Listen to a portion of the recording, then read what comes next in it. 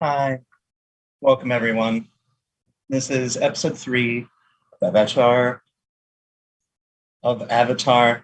There we go. That's English. Of Avatar Reclamations. I'm your game master, Riley, at Riley Gritch on Twitter and Twitch. I'm just making it a thing now, so we go forth and I don't have to say the bit. But yeah, we're just gonna go around, introduce ourselves, and then bring us into the game world. So how about Chris? How about you knock it off first? Knock Okay. it off first. I'm having linguistic troubles today. We're going to pretend like we don't notice because it doesn't really matter. It's all right. Hi, everyone. My name is Chris or Christiana. You can find me at Carpe Christie on Instagram and Twitter. I am playing Satya. Not sure what I'm supposed to reveal about the character, but it's pretty cool. My pronouns are she, her, and so are Satya's. Jay, go ahead. Hello, everybody. My name is Nala or Jay. I use both names. I use they, them. And today I am playing Cho Yu, who uses they, he. You can find me on Twitter at Nala Wu, or if you want to see my art, at Nala Draws. I did the art on the overlay. It's fun and cool. I don't know what else to say. Maya, you're next. I was trying to pet the art. I wasn't sure which direction it was. On my screen, I'm like, geez, over here, I think. Hello, everybody. My name is Maya. I use she, her pronouns. My character, Ji Young, also uses she, her pronouns. You can find me on Twitter or Twitch at Anxious Maya. I'm technically a Twitch streamer, kind of on a break right now. Might go back to streaming. Not sure. Hey. I also, if you enjoy Critical Role, you can find me at Crit Role Memes on Twitter or Critical Role Memes on Instagram for bad memes. I'm ready to have fun.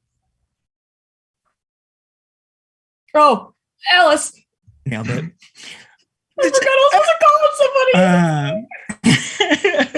Hey, what's up? My name is Ellis Smith. I use they, them pronouns. You can find me on Twitter at Hekvetica, Hekvetica. And today I'm going to be playing Shoza, who also uses they, them pronouns, and is 100% identical twins with Nikki's character. So, Nikki, take it away. And I am Nikki, and I'm co-creator here at the channel, and I am super excited to be playing the socially awkward geek of the group, Juncho. And yeah, that's it. Perfect.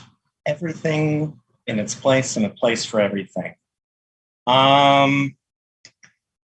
So we have a couple places that we can start from today. Fully just spoilering this and putting it out on the plate. I had an idea of what we could do for today's episode, and that essentially all went out the window when everyone was like, I want to do X, Y, Z in Omashu. So we're in Omashu today. And would it be appropriate to start with the rooftop scene, do you think, Jay? Get your camera focused. I'm fixing my camera. Yeah, no worries. Take your time. Fine. It's a day of technical difficulties all around. What was the question? The question was, do you think it'd be appropriate to start with that rooftop conversation you'd wanted to do? Oh boy, jumping right into it. Yes, sure. Let's do it. So, we again zoom in on the city of Omashu, perched atop its hill.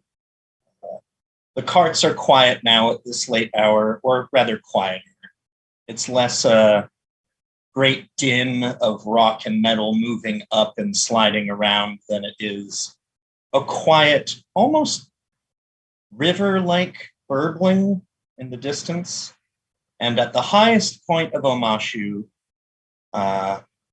crawling along the top of the clay palace roofs, we see two friends, once childhood, now reunited in adulthood, Choyu and Satya, who have been roused to a very late night conversation about certain things at Choyu's suggestion. Yeah, I think like once everyone sort of settled down into their rooms and whatnot, I came to Satya's room and asked if she would be willing to keep talking to me. And do you think I suggested the roof, or do you think that was your suggestion? I think it would be yours. I can recall probably in our childhood that a lot of the rooftop conversations were usually prompted by you, you being slightly more of a rebel than I was. Just slightly, like this much. Yeah, just a little bit. Yeah. Then yes, I would have asked you to come on a walk with me probably, and then as we went outside, I probably suggested, oh, what if, like old times. It's probably a joke.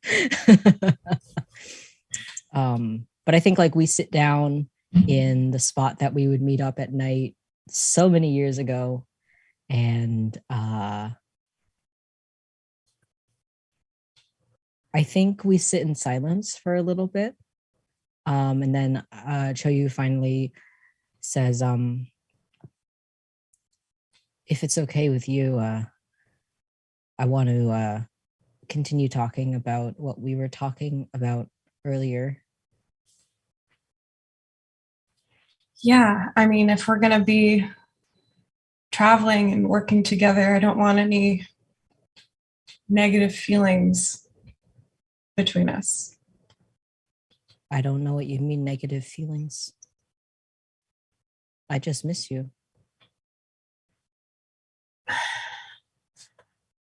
It's cute that you say that now, but 5 years ago, I begged you to come with me, with my family, and you never showed up. I waited for you. I sat on the roof by myself for hours, and you were never there. You didn't even reply to my letter. Even when we fought as kids, you still always replied to my letters, even just to show some kind of contempt or spite. But when I needed you most, you weren't there. I don't know.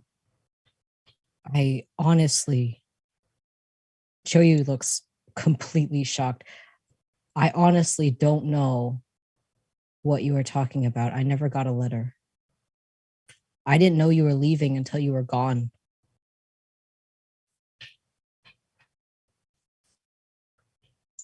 I don't understand. It was a long time ago, but I remember it like yesterday. I was so busy. My parents kept me so busy, and I wasn't able to see you. They had me counting bricks out in the courtyard. I wasn't allowed to see you. They had me counting bricks in the front garden. That's why I had to write a letter, because I couldn't physically go find you. But I didn't know anything, and if you were expecting a reply, I'm so sorry. I poured my heart out in that letter, and all of these years, I thought that because of what I said in them, you had chosen not to reply. Wow, I think something else was going on that day. Something. Yeah. I'm so sorry. I'm really sorry. I don't know if I should say this, but I've learned a lot in the past 5 years. I've lost a lot, and I don't live with regrets except for the things that I don't do and I don't say. Yeah. Yeah. And in that letter, I know when we're growing up, even like our later years and our families were planning our wedding, we had just sort of said that we were going along with it because we were best friends and we would make a good team leading the city together. And that we would figure anything else out romantically later. But Xiao Yu, I did fall in love with you. And I said it in my letter that I thought maybe you could still come with me and my family and we could still get married. And when it was safe to come back, it would be even better for the city to see us as a united front. And it would make me really happy. I don't know how you feel anymore. And I don't know if it even still matters. But it would be out of my character, out of who I am now to not say those things. So Choyu's having a hard time keeping their face together. I can't relate. Leave me and alone. I think Choyu starts fidgeting as Satya is talking through all of these feelings, and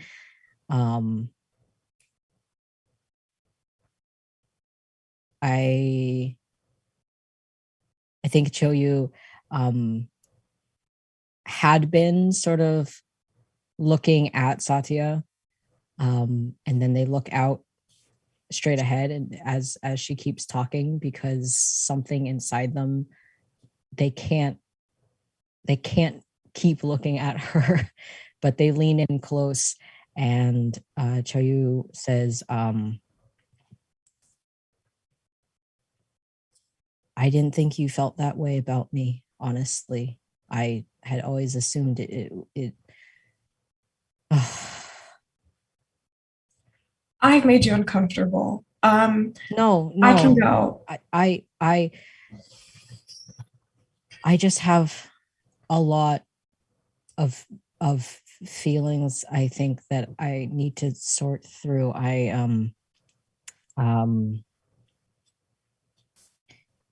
Yeah. I felt the same. And then did? they look away. they weren't thinking they were gonna say that. And yeah, I did. And then you left. And I didn't know what was happening, but yeah. And I should tell you, right before I came back, I was dating someone else. You might have heard the others mention him. His name is Fior. And he tried to kidnap me. So What? yeah. Well, you can sure pick them.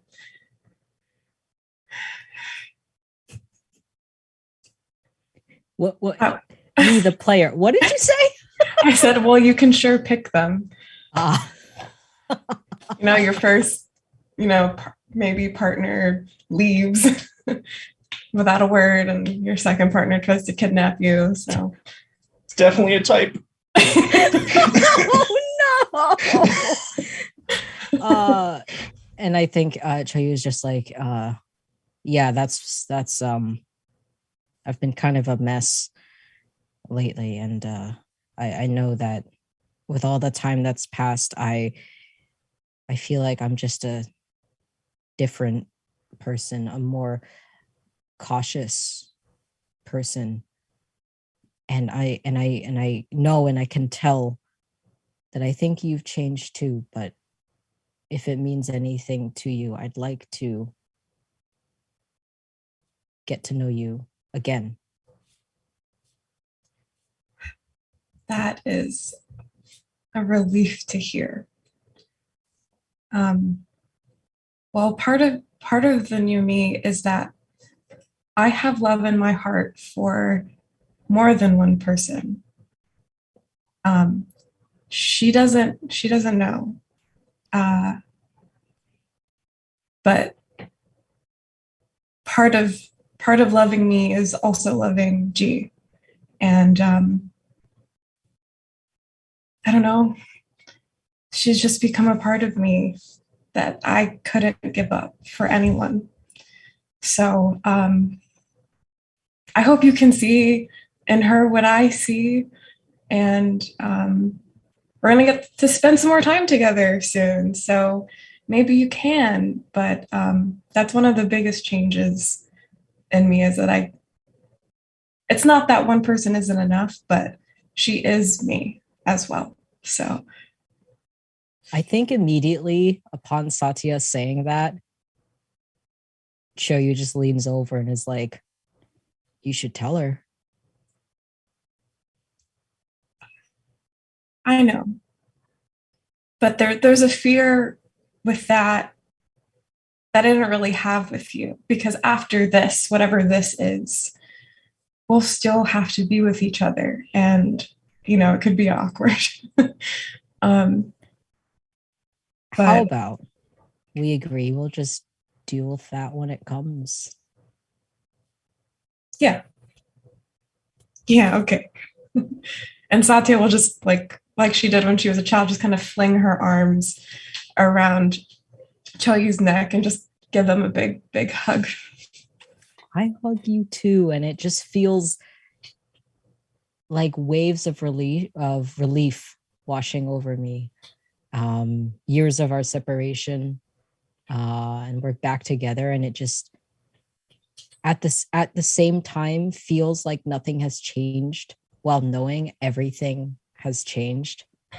And I think Choyu just says like, oh Yanni, I've missed you. I missed you so much, Shayu. I think we can end that there. I see we're operating at Legend of Korra levels of Gay! speeds. Gay. Can I really quickly ask? So when you guys started having your conversation on the roof, my thought internally, which I should have messaged Riley privately about, my thought was that G would have followed you. I don't know if. Do you want to canonize that? I don't know though, because I feel like I should have messaged Riley and made it like a thing before I ever. Now I'm thinking about it, because G would want to make sure that Sasha was okay wherever she was going. I think that makes sense. I don't think that's meta. I know, but that's in your characters. Yeah. She would also want to. I also had the thought where she would follow, but not within earshot, just within sight distance. Wouldn't Satya also know that you would follow her, and if she wanted privacy would make sure you weren't listening in? So maybe it is true. You're far enough away that you can see the hug happen, but you can't hear what they're talking about. So as far as G knows, they're getting back together. I'm picturing is we're up on the roof, and there's the garden courtyards, and G is sitting on the bench just watching, so that we can see her, but she's far enough away that she can't hear us. I think that works. She saw all the body language. Yeah, perfect for the spice. Thank you.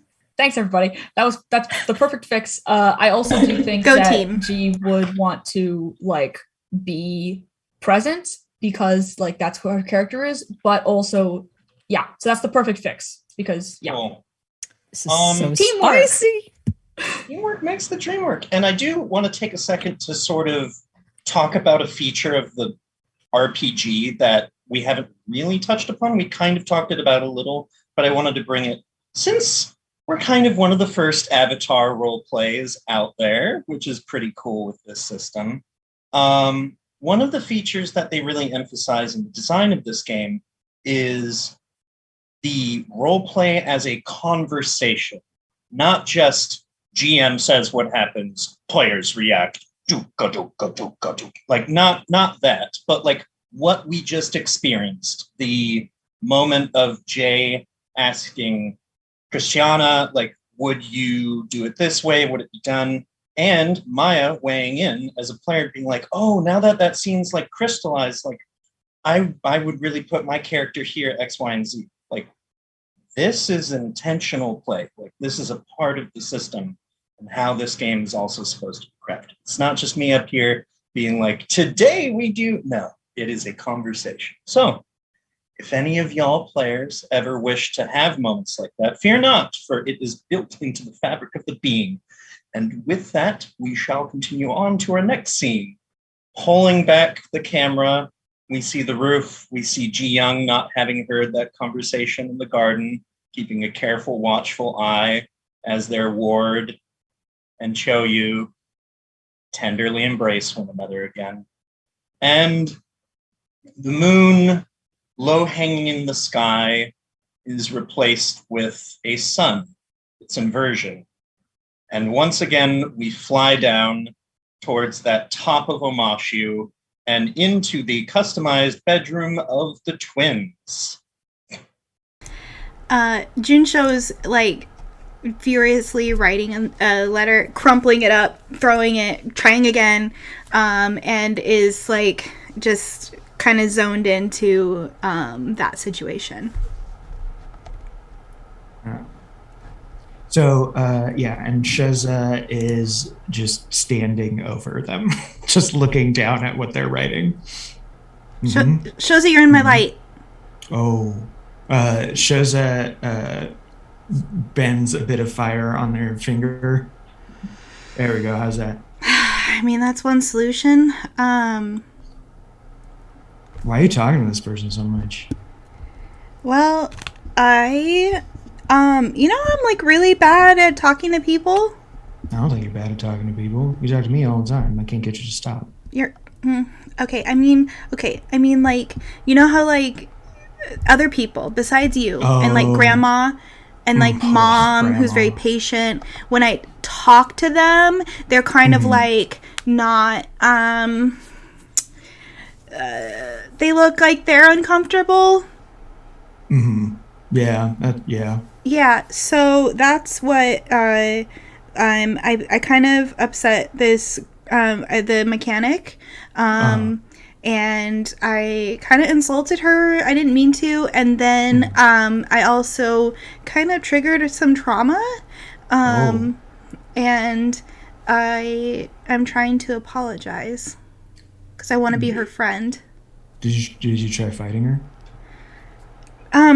That might work with like some people, but I think that if I think that would be that would make it worse. Oh, okay, sure. Yeah, okay. So anyway, if you could like come with me tomorrow, that would be really cool, so that I can like go and apologize. Yeah. I mean, that's fair. I'll be your backup. And also, I think that you're gonna have to read the letter for me. I'm reading it right now. No, I mean like to the mechanic. Oh, she can't read. Okay.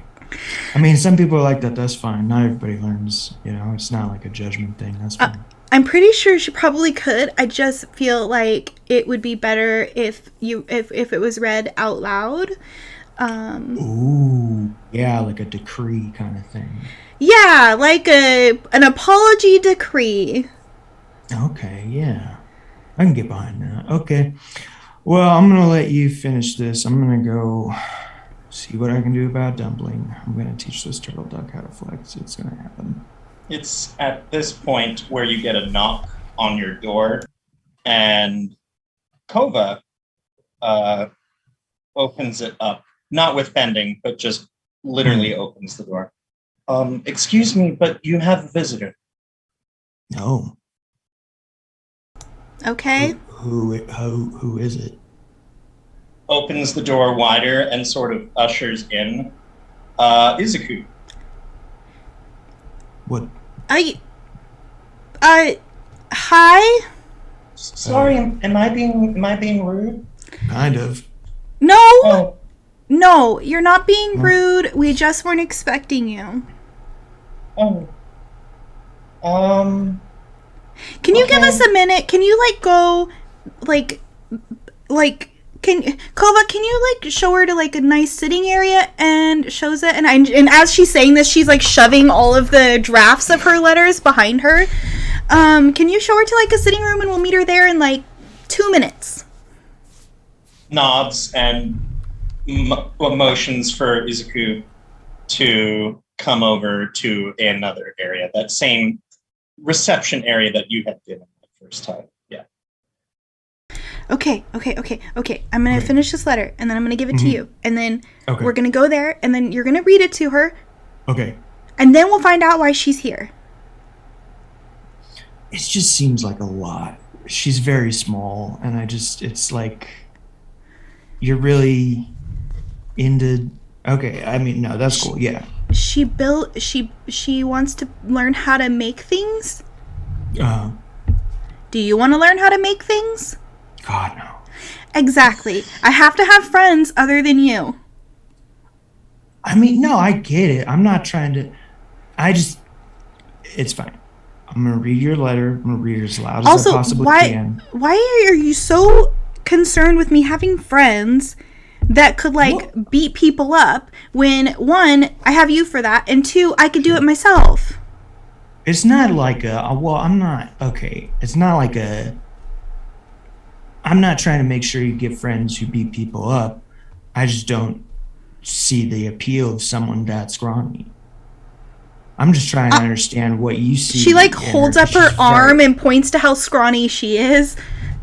Shoza thinks about it for a second. Huh. Yeah, that's a good point. I guess I gotta think about that for a second. Cool. Okay, stop talking to me for a moment, though, so I can finish this letter. And then she, writes the letter.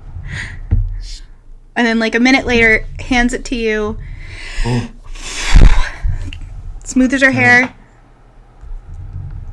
Puts her stuff down. All right, ready? I am, but we're just gonna, and Shoza, fixes your buns. We're gonna do this, we're gonna do that, and then, dusts off your shoulders. All right, okay, let's go talk to, what's her name? Izuko. Izuko. All right, let's go. We'll go to the sitting room.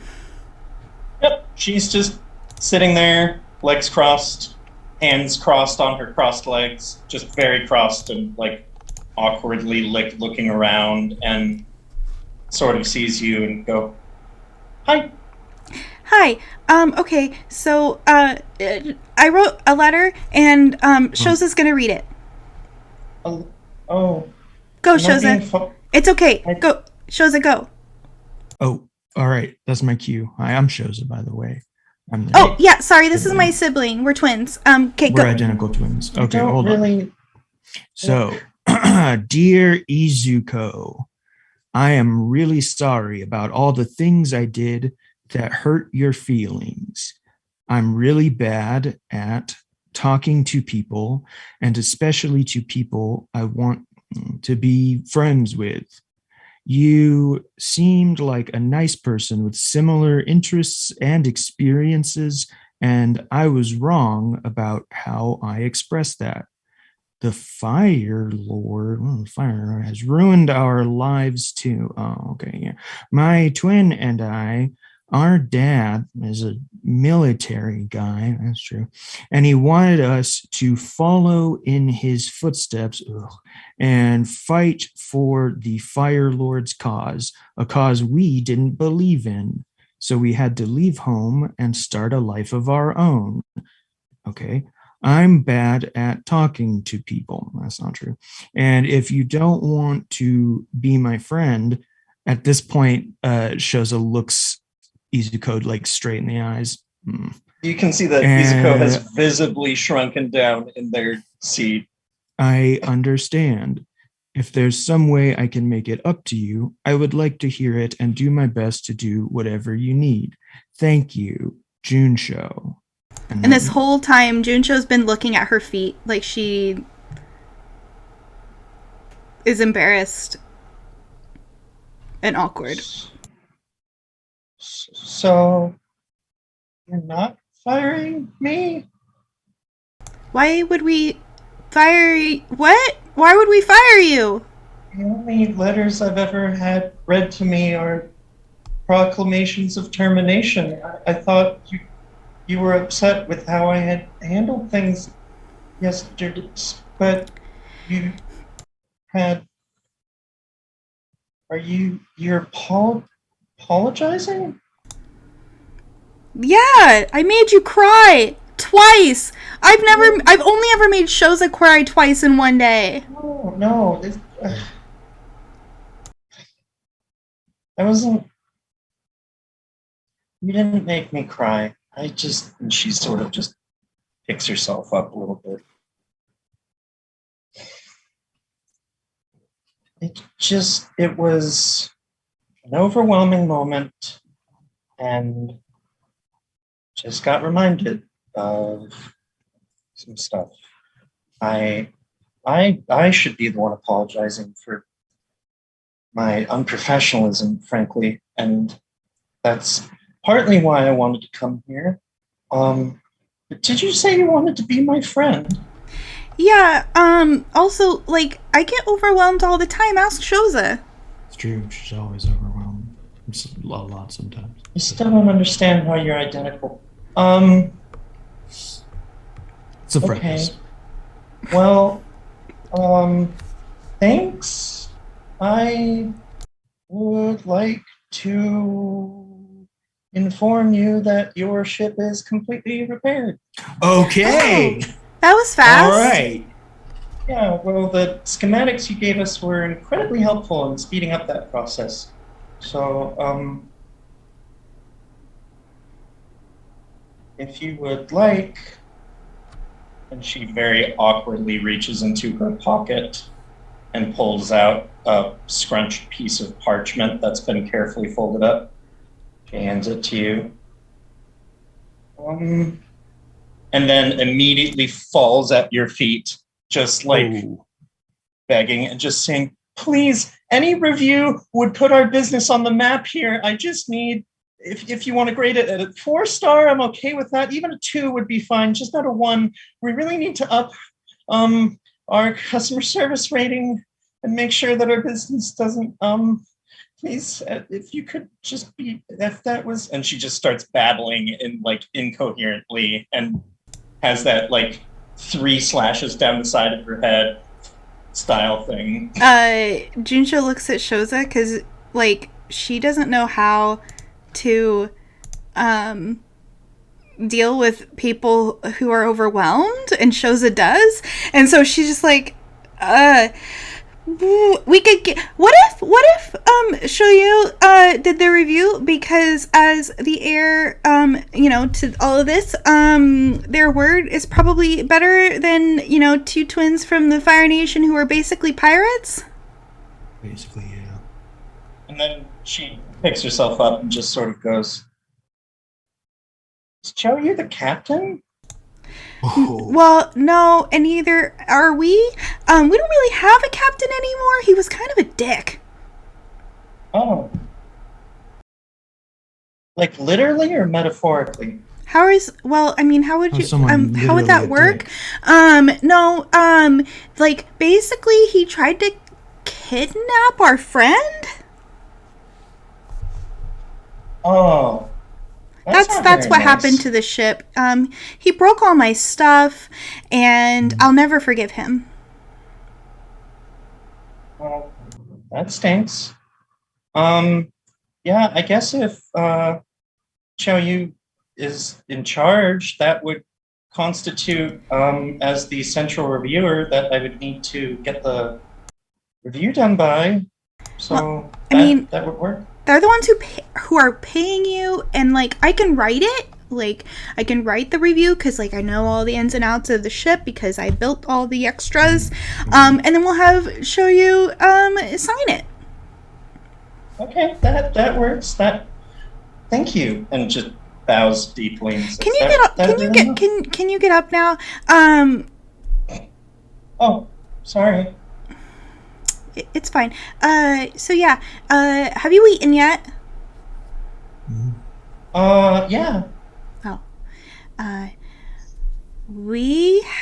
I haven't. Shoza, did you? Oh, a little bit, yeah. Okay. Oh, I can wait for you while you're eating. Oh, okay. Let's see if I can get something to go.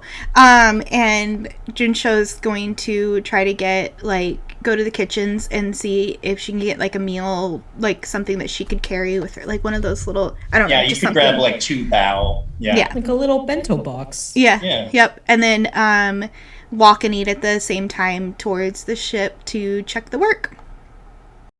Yeah. And we'll just time skip to the ship if that works. And if it's all right with y'all, I can time skip to when the others have been informed that the ship is ship shape and good to go. And we can just start packing things on if nobody else wanted anything to do. Okay, cool. So having concluded your initial inspection and then sort of given the all clear, all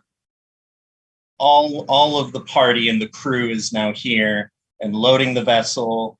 Satya and Jiyoung are bringing their like things on board and having it delivered. The palace guard are also assisting in this matter, bringing on various boxes and bags and supplies that your mother is insisting that you take, of course.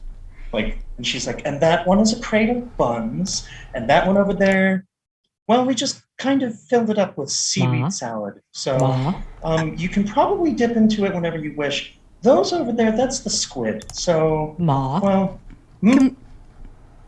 this is too much. Well, it's only rations for 3 months. I mean, I'm not sure that our ship could carry this much stuff. Your Highness. She very seriously sits there for a moment. Take the squid box.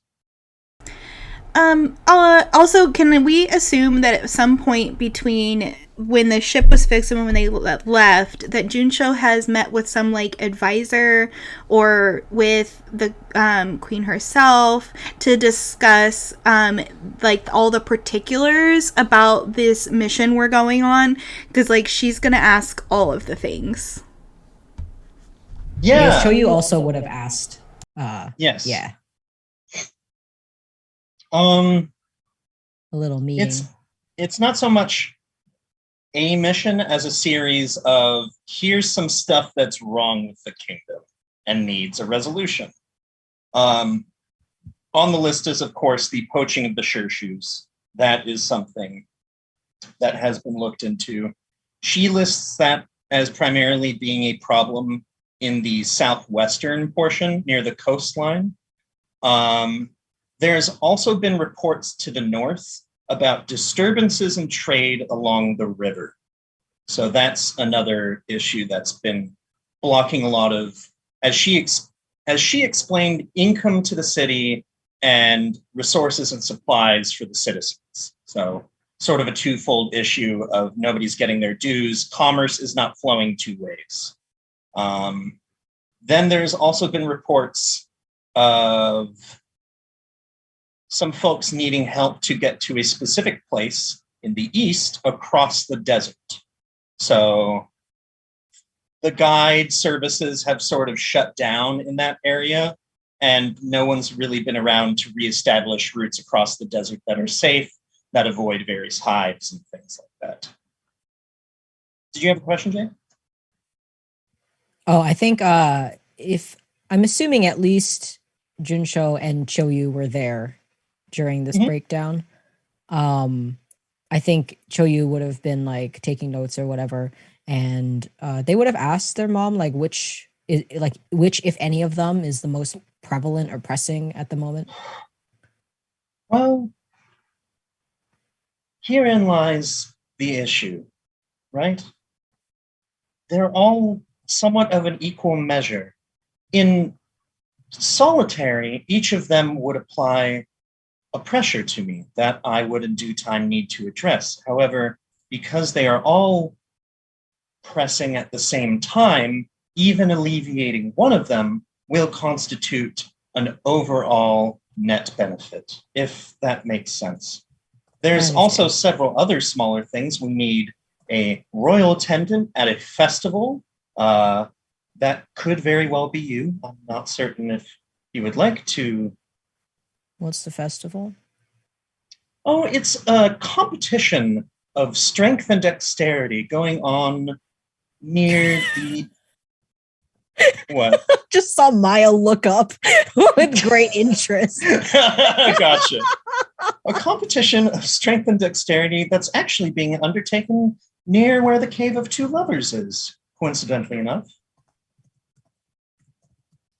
But, aside from the festival and... When's the festival?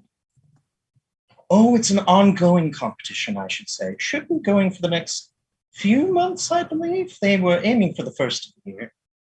And they need me? Wait, what? Oh, they would love it if one of the royal family attended the festival. Yes. So if you were to go, that would be a great burden off of my plate, because I'm not much one for sport.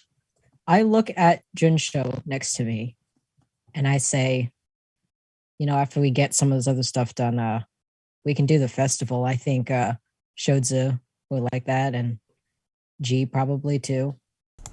Yeah. And I'd like to go because I really like festival food, so. Choyu smiles at you and just says, all right. And I look back at my mom and I say, all right, we'll do the festival. Oh, that's such a relief. Oh, the stink and the sweat. And I don't mean to go on, but I only go for What's the location of the festival? It's by... the Two Lover Cave. Yes. Which is... It's near the entrance to the Cave of Two Lovers. North, south? It's mostly to the west, I guess, from Amashu. Okay. And was there another thing that she needed done that was near there? I guess the Shirshu poaching problem is near there, but it's sort of like all along the southwest coast has been like having this problem, so isolating it to one place isn't really like a specific thing. Right. We could probably, this is me talking out of character, we probably could try and find a village or something that has the issue either before or after the festival. Hey players, what do we want to do in this episode? I think we do that. I think we check in them the sheer shoes and then we go to the festival. Sounds good. Okay. And just to review everything, so we have a trade problem in the north, we have the Shirshu in the southwest, we have the desert route travel route, and we have festival. Was there anything else? No, those have been the four big ones, and she emphasizes that those are the most pressing issues currently. Yeah. And then she says, but if you do run along any stranger need or any other crisis that may affect the kingdom, and she sort of gives you would be very good PR. Feel free to go ahead and sort of do that. We could use a boost to how we are portrayed. How are we portrayed, Ma?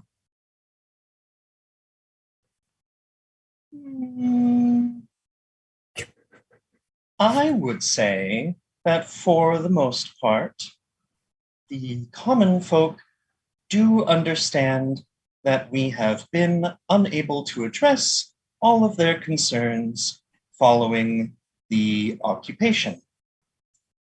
And there have been an innumerable amount of concerns to address from the common folk. And I am only one woman.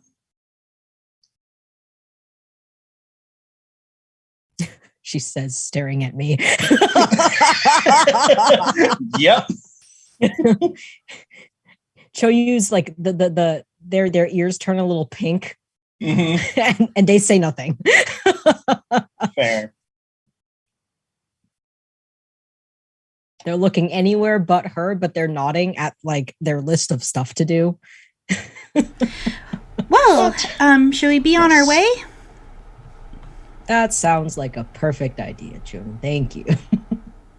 You bet. Thank you for all of the information and all of the food.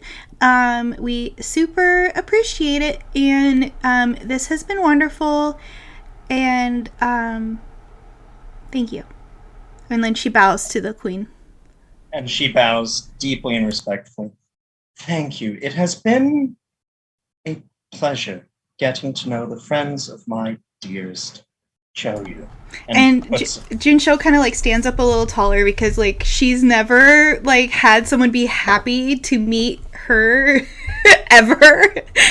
Like because usually she's causing problems for people because she's like anti-authority and breaks shit and blows stuff up, and then there's Shoza who's super clumsy with things, and so it's just like it's just not something she's used to, so she's feeling pretty pumped up and like kind of marches out with like a pep in her step. June, do you mind if I hang back and talk to my mom for a sec? Not at all, that's fine. I'll meet you at the ship. Yeah, no problem. I'm gonna stop at the kitchens. Those buns, real good. Oh, can you get me some too? Yeah. I recently had chocolate buns, and it's all I've been thinking about since. And so, Jinsho's gonna go looking for dessert buns. Ooh. Fantastic. And I think Choyu would just hang back and just like thank their mom again for the help, and they I think just reiterate and vow that like I want to help you, and I'm gonna do my best to make you proud of me. And I think they would also tell no. Choyu is debating telling their mom about Fior, because they just the previous night had told Satya about Fior, but I don't think they do it yet. Okay. They don't want their mom to go super worry or to do who knows what. But I do think I will say this. I think they seem guarded in this conversation with their mom, because based on the conversation with Satya, there's a couple things that Choyu is suspecting that their mom knows that she never told me. And so I'm just a little like, plus I know the the secret. So I'm just a little like, A little cagey. Yeah. A little cagey, yeah. That makes sense. Just a bit. But then I think after that, I thank her for all of the supplies, and I meet everyone else on the ship. Sounds good. I probably on the way out, I have like a small bag of stuff that I'm bringing from my own possessions, because I already dumped all of Fior's gifts for me, because I think Fior gave me a lot of gifts that were just like in the room. I probably packed them all up and I brought them back to my apartment and I stuck them in that closet. And yeah, I'm bringing more of my stuff because now there's more room and I want more books. Cool. Okay. Well, then I think we can just jump to a scene of the ship getting ready to depart. Is there any interaction anyone else wants to have with another NPC before we cast off from Amashi?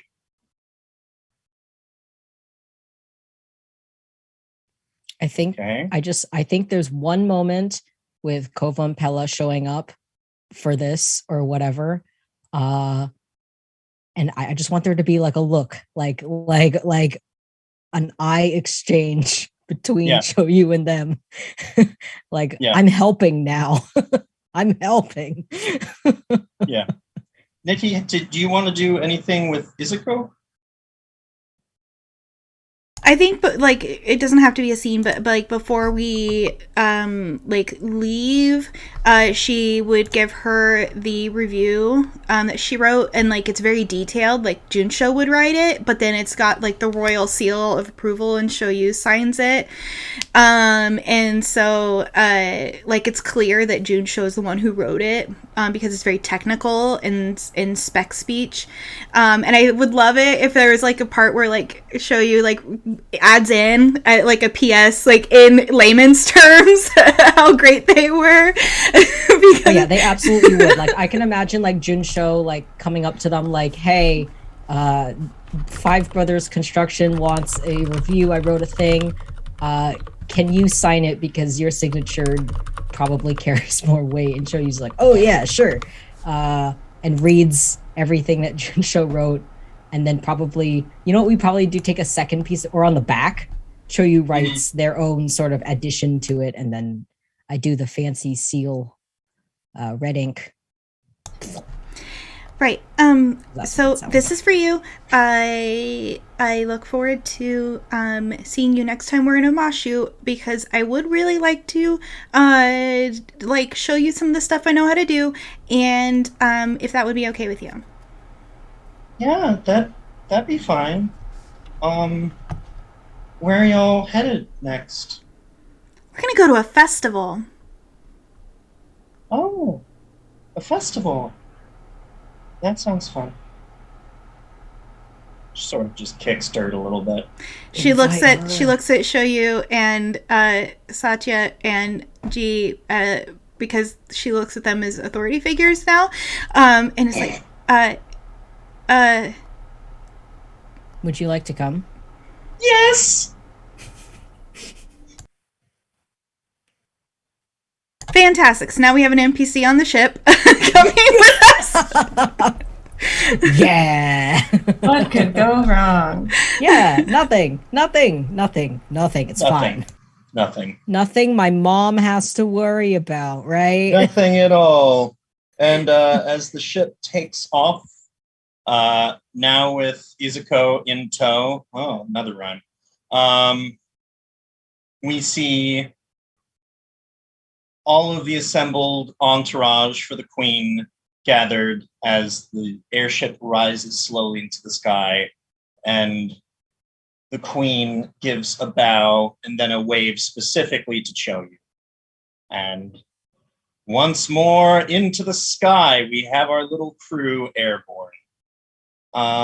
Would now be okay time for a little bio break, and then we can get into the rest of the episode proper? Sounds good. Yo. Sounds good. So we're going to do a quick 5 or 10 here, folks, and then come back. Maybe find some poachers. Maybe go to a festival. Who knows? We'll see you then, though.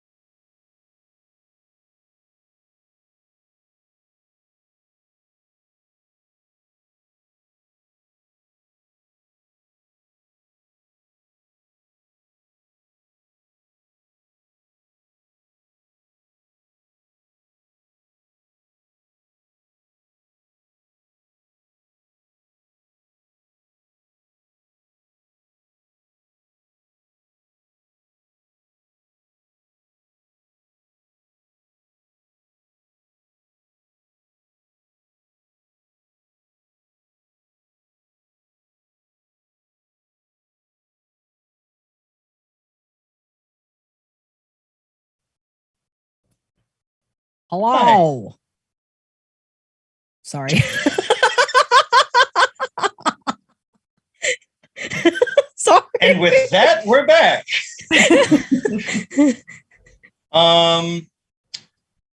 Hope everybody had a good break. We're just going to dive right back into it. Someone had stated that the intention was to go and check out the Shershu problem first and then do the festival. Is that still the intent, or are you doing festival first? Because I was a little confused. I think the plan was to like hit up, like a village on the way to the festival and see what's up, and then do the festival after was kind of our plan. Got it. Then with that, we shall have it be later in the day, not necessarily evening, but late afternoon, so to speak, when the airship is able to come across one such village at sort of the northernmost tip of that big forest in the southwest area of the Kingdom of Bashu. It's a sort of off-the-path flyover village. It's connected to trade routes and passages, but with the advent of different purposes of locomotion, so to speak, it's kind of fallen by the wayside. But you're definitely able to put down and look around or investigate to your heart's desire. What's the village look like? I hesitate to say crappy, but it's somewhere between derelict and it's seen better days. You know that Wild West stereotype of the town that got passed by the railroad? This is kind of one of those towns. It's not exactly a ghost town. It's still got clear life in it and a day-to-day action with the various goings on. But buildings haven't been repaired in a while. Things are kind of falling apart. People are making do and ad hocing it, so to speak.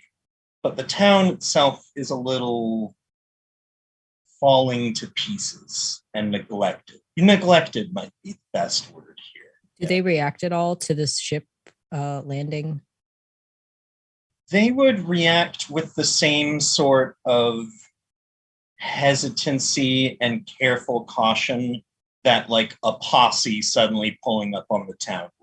They're not like that first village that you went to where everyone was cagey and clearly everyone had an ulterior agenda, where you met Denzo that first time. The citizens here are more just why the heck is somebody landing here? That's weird. That sort of, and then going about their daily businesses. I think Satya would immediately, upon exiting the ship, just start walking into the center of the town, trying to find someone, because this sight is very disturbing to her. Yeah. If there's one fixture, how do we do this? 1 second, please. Could you roll to assess the situation? For sure. I remember we roll in this game. And that I'm rolling with passion? Creativity, please. Oh, creativity. Okay, so that's a 9. Cool. On a 9, you can ask one question about the situation. Okay. Again, there's that list that they have on page 18, or you may feel free to ask one if you feel it's appropriate.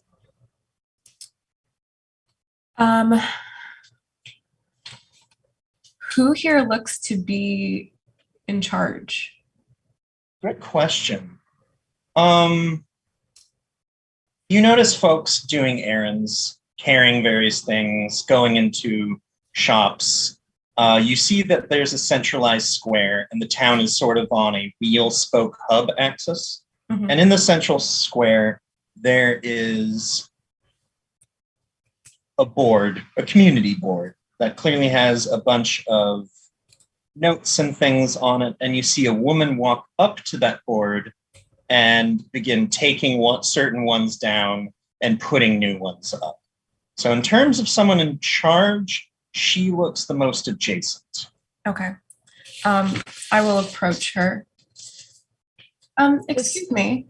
Sorry, really Go fast. ahead. This probably goes without saying. Just know that G's right behind Satya. Yeah. I assumed, but I appreciate you stating as such. We gotta know. We gotta know. We do. Oh, yes. How may I help you? Hi, I'm Satya. This is G. We just landed with the airship. There's a few others in our party. We're here for a specific reason, but I just wanted to know, because I've never been here before, and I mean this with the utmost respect, but what happened here? Is this Fire Nation doing? Oh, well, our little town has certainly seen better times, but it really isn't anyone's fault, per se. Mhm. The war didn't really come here. We weren't really affected by it. But no one really came in after to check if we were still doing fine, if that makes sense. I suppose we all just fell sort of by the wayside, as towns are wont to do sometimes. So you don't get a stipend from Omashu then? Well, we get various couriers and folks from the castle, but there's not much. Well, that will change. Okay. Oh, I just don't like to see this. So, what is your name? My name, and she bows. Fonmo. Fanmo, can you be reached by letter? Oh, well, certainly, of course I can. Okay. I run the town's courier service. We also have pigeons, which are quite expert at getting to places, and I inherited my grandmother's, I guess, position as town mayor. I guess. At that, Satya will bow as well. It's a pleasure to meet you, Fanmo. No, you don't need to bow. It's not, nobody assigned it. It's just like the town, and she sort of gestures. Heijin has just sort of, we've been here. And you'll be taken care of. I would suggest in the coming months, if you have, and I'm sure you do, if you have any skilled artisans or merchants, that you create a sort of coalition within the town. That way, when I ask for some more, I guess you could say, funds for this town, that there will be a written reason why it should become so readily accessible to you. I know that, you're humans and you deserve to have something to be proud of and a livable wage and things like that. But just for the books, just for the royal books, I know how these things go. Something that we can put on paper. I'm sorry. My apologies. That's incredibly kind of you to say, but we're not for really want of anything here. We're just fine getting by how we have been and seeing the folks we get along here. We don't really have much in any way to offer in terms of art or anything important. We're just, a community of folks. I find it hard to believe that in such a community, there's no one here that maybe has a secret talent or something they're not dying to do. I would say just maybe talk to a couple other people, see if there's any interest, at least garner any sort of community, small community within a community that could accomplish something like this. Again, we just need to put something in the book so that there can be a trail, if you understand. Yes, I understand. Okay. Thank you. Of course. she suddenly looks very distracted and sort of just turns back to the board and begins her routine of taking things down and putting things up. Okay. Sacho just kind of like saunter away. Be like, that was a little weird, but that's fine. Can G, what's the move? It doesn't have to be the move also if you think it doesn't quite work, but I have a move called Suspicious Mind where you watch a person carefully to figure them out. Could I try that? Yeah, absolutely. It's a roll, yeah. Mhm. Oh, give me that. Riley's like, how convenient. Yes, ma'am. It's really good. No, I like that. Yeah. And you roll with focus on this. I do. I roll with focus. 7 to 9, hold 1, 10 plus, hold 2. Ask. Okay, that is an 11. Wow, 11, huh? Yeah, so I hold 2, spend my hold 1 for 1 to ask them questions. Oh, so this is specifically for player characters? Could I use it on this NPC? It seems like it's for player characters. You know what? I spend feel your- like you. Yeah, I feel like you could use it on an NPC. Okay. Yeah. But it's just spend 1 for 1. Spend your holds 1 for 1 to ask their player questions while you observe or interact with them. They must answer honestly. Okay. Okay, can I ask, what are you worried about? Yeah. Do you just state it like that, or do you have a different way you'd like to state it? That's in character. Is this an in character question? Like, is this G asking her? Is it G asking or is it G observing? I'll let it be your call. I think it would be observing. Okay. And the question again is what? Can I do what are you worried about and what are you truly feeling? What are you worried about and what are you truly? I'll answer the second one first. Okay. The sort of mood, you could see that when Satya mentioned individuals with talent or want of something greater than themselves. It wasn't the passion, it wasn't the skills or like artistic stuff. It wasn't like any of that. It was specifically a little like wanting of more. You saw a very subtle shift in her behavior where it seemed like she was thinking of someone that might remind her of. You know, that twinkle in someone, not necessarily a twinkle, but like a concern. Like, oh, I haven't thought about that. And it really sort of derailed her attention away from the conversation almost completely, which was the weirdness that Satya had noticed, but not really like pushed to investigate. You, being her guardian investigator and basically her eyes and ears for her safety, read into that a little more. And you notice that she's glancing constantly now down an alleyway that looks even more neglected than the rest of the village.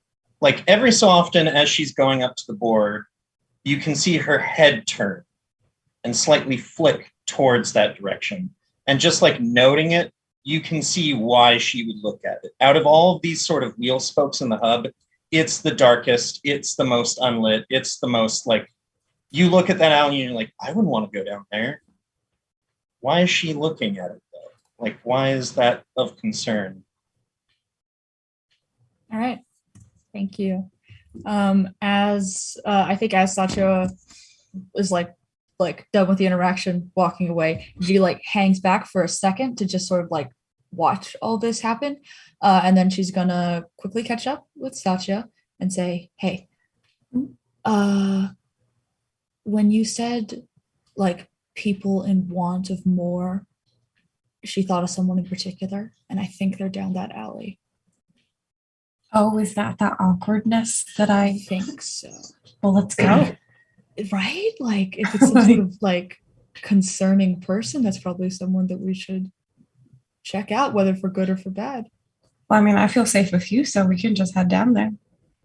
All right, let's do it.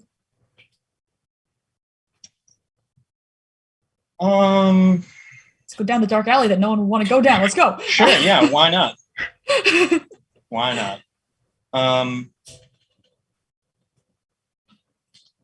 You head down the alley, and it's clear that this is a place where a lot of people had once lived, and now nobody does. Front porches are empty and bereft of adornment. A lot of boxes are on the street, making it difficult to like walk a straight path. It's less like it was like ransacked and more like it was abandoned in completely every way possible. And yeah. Was it abandoned like leave everything and run? Like we have no time? Or is it abandoned like let's pack up our things and go? Weirdly, it looks like somewhere in between, and you're not quite sure like what that's about. Okay. Yeah.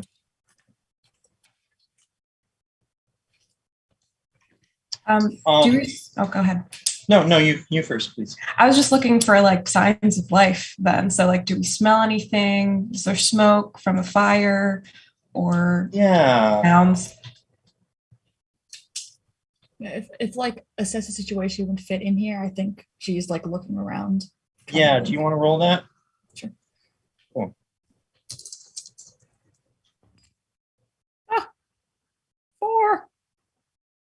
4. Do you want to roll that, Satya? Yeah.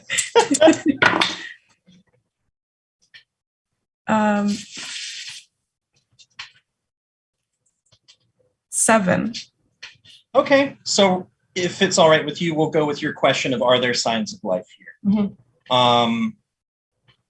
G is probably too distracted with the security threats to be like, somebody's like, is somebody going to ambush us? Like, I need to keep us safe. So that's probably why. Whereas Satya is like, do I see any signs of life? And you see at the far end of it is a flicker in one of the abandoned buildings of light. G. That way. Oh, okay. G is gonna kind of push forward a little bit, and like lead just slightly ahead to that particular building.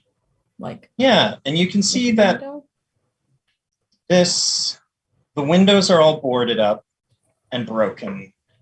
The front is door hanging off, but certainly functional. And from behind the door, you can see an interior where it looks like there's an initial like greeting room and then 2 doors off at either end. And under one of those doors is coming the unmistakable flicker of firelight. And you can hear a little bit of murmuring down there as well. Okay, there's at least one person down there and fire, which could either be a torch or a problem or a firebender. What do you want to do? Talk to them? I have my daggers. It's fine. You have your arms? You always want to, my arms. I do have those. You always want to talk to people. It's very concerning for me personally. That's okay. Let's do it. G is gonna. Wait, do you want me to like knock or should we just go down there? Knock. Oh, I was all right. G knocks. You're knocking on the front door? Yeah. Okay. You knock, and immediately that flicker goes away. Okay, inside. Okay, G books it. And you're just bursting through that door? Yep. Uh-huh. You burst through the door into this room, and you see what I would describe as a bedroom, but is really much more of a nest of objects and belongings and bedding. And in the middle of it, in a very cleared area, is now a young boy who is reeling back and goes, ah! and just falls on his tuchus and shoots a giant gout of flame out of both of his hands right towards your face. Would you like to attempt to dodge that? Yes. I would. Yes. Is that going towards, Yeah. wait, because G's in Yeah. the front. Would that be going towards both of us or just G who's in the front? How close on heels are you, Satya, to G? at like a foot? I'm like a foot behind, probably. Okay, it might actually probably miss Satya because Satya is shorter, right? Much. Okay, yeah. So it would be towards G, yes. Yeah. As soon as she saw that it was like a kid, she like hit the brakes really hard. But then with the fire coming, I think she's gonna try and do the like bend back sort of situation. Matrix. Yeah, and yeah, Matrix situation, and I hope that she doesn't headbutt Satya back there. Fantastic. You want to roll me a dodge then? Yeah. Okay, that's 10 on the die. Where's the dodge move? You can roll with creativity or harmony. This would be an evade and observe, basically. Gotcha. Okay, so both it says 10. Both those would be +0. Perfect. Well, then you are then able to do the like very straight backed like Just like yeah. yeah, and it just like jets by you parallelly, and then as you come up and as Satya comes to your side, you're just able to see this kid who's cowering in the corner just be like, please don't hurt me. Oh no, my bad. No, we're not gonna hurt you. I'm so sorry. Why are you here alone? Where's your family? I'm an orphan. Okay. Who takes care of you? A friend? Anyone else? Are you here to arrest me? He just like looks up and down your clothes. No. We're friends of Fan Mo. Oh, Mm-hmm. okay. And we were just talking to her about people who are really creative and maybe want more for their lives. And she kind of hinted that you could be that person. So we could help you with that. She said all that about me? More or less. It's Can I come closer? Is that okay? Sure. Okay. What you did was super brave, by the way. Thank you. My name is Satya. This is my friend G. Hello. Sorry for running in. It's okay. Are you a princess? She does, doesn't she? I guess I kind of used to be one. So thank you. That's so cool. Do you want to come with us, or are you comfortable here? Fano says I'm not really allowed to talk to strangers, especially Earth Nation strangers, especially princess. Are you a princess of the Earth Nation then? Not anymore, really. Oh, are you still part of the Earth Nation? Not really. Kind of like a pirate. A pirate princess, and like just complete anime does the like slowly across the screen with a piratized picture of Satya in like both like uber princess gear and also like swashbuckling pirate stuff and like hanging off of the side of a ship. And the child just like looks up and is like, that's amazing. I've always wanted to meet a pirate princess. Well, here you go. But why would Fanmo tell you not to talk to anyone from the Earth Kingdom? Oh, because they'd want to arrest me. Why is that? You seem like such a sweet little kid. Well, probably because of my family. Well, what they did is probably not your fault. What happened? Um, they sort of burned villages to the ground. Okay. It wasn't good. I know that. It's not good to burn things to the ground. You should only burn things to make way for plants to grow. Yeah. I mean, you can burn things sometimes if like they deserve it, but You can? what? Well, yeah, you can, but probably like don't do that until you're older Oh. and you have other people to help you make that decision, right, G? Yes. What? Yes. Okay. And the kid just sort of looks like G and goes, "Wow, you're really big. Thank you. Are you her wife?" Oh, no, I'm her bodyguard. Oh. And then like does the dreamy thing again. Like Satya's there, but then like an even bigger, more ripped, like Ji Young is there with like an eye patch and also like sabers and stuff. Yeah. Oh, And the God. child's just like, "Oh, wow. Can I meet the rest of your crew? Yes, I was just going to ask that. If there's Can we anything, burn down cities together of people who deserve it?" yeah. But She looks at Satya like, no, no. Yes. Why don't you pack up a couple of your favorite things and then you can come with us? Wow, okay. And just begins like darting across the room as fast as possible, occasionally aided by little jets and bursts of fire. And in less than like 30 seconds, it's just like standing in front of you with like knapsack over both shoulders. "I'm B." Nice to meet you. All right. Not like, okay. not like, and this is said as you're walking out, not like as in like badger bees or like honey bees or as like dog bees, but just bee, like B-I. Got it.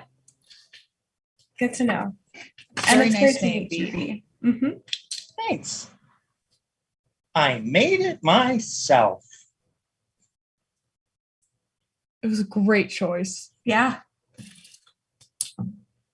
You're taking the kid to the ship? There are. Yeah, you I sure are. I assume at this point that probably everyone else has done something. It's sort of like our prerogative to just like wander away because we're just so used to being a team with each other. The two of us, yeah. Yeah. Yeah, But that's also, fair. is this going to be a Show's a babysitting episode? I'm certainly Very well good at it. Also, just for flavor, G is now especially really, really, really on the lookout with the idea in mind that if someone knows that this kid's like a firebender or if like people recognize that, they might be upset. So she's like really on her guard right now while they're walking back to the ship. Yeah. Yeah, Satya is also holding these hands so that they don't firebend accidentally. Yeah. What is everybody else doing, I guess? I think Jinsho's showing Izuko her tools and explaining what each of them are for, and it wants to like shows her a like simple like Junsho's first project that she ever did with her grandma, and like teaches her how to build something like basic for Junsho, but like for somebody who doesn't build things is like she's learning something from it. Fair enough. Is everybody else mostly staying on the ship?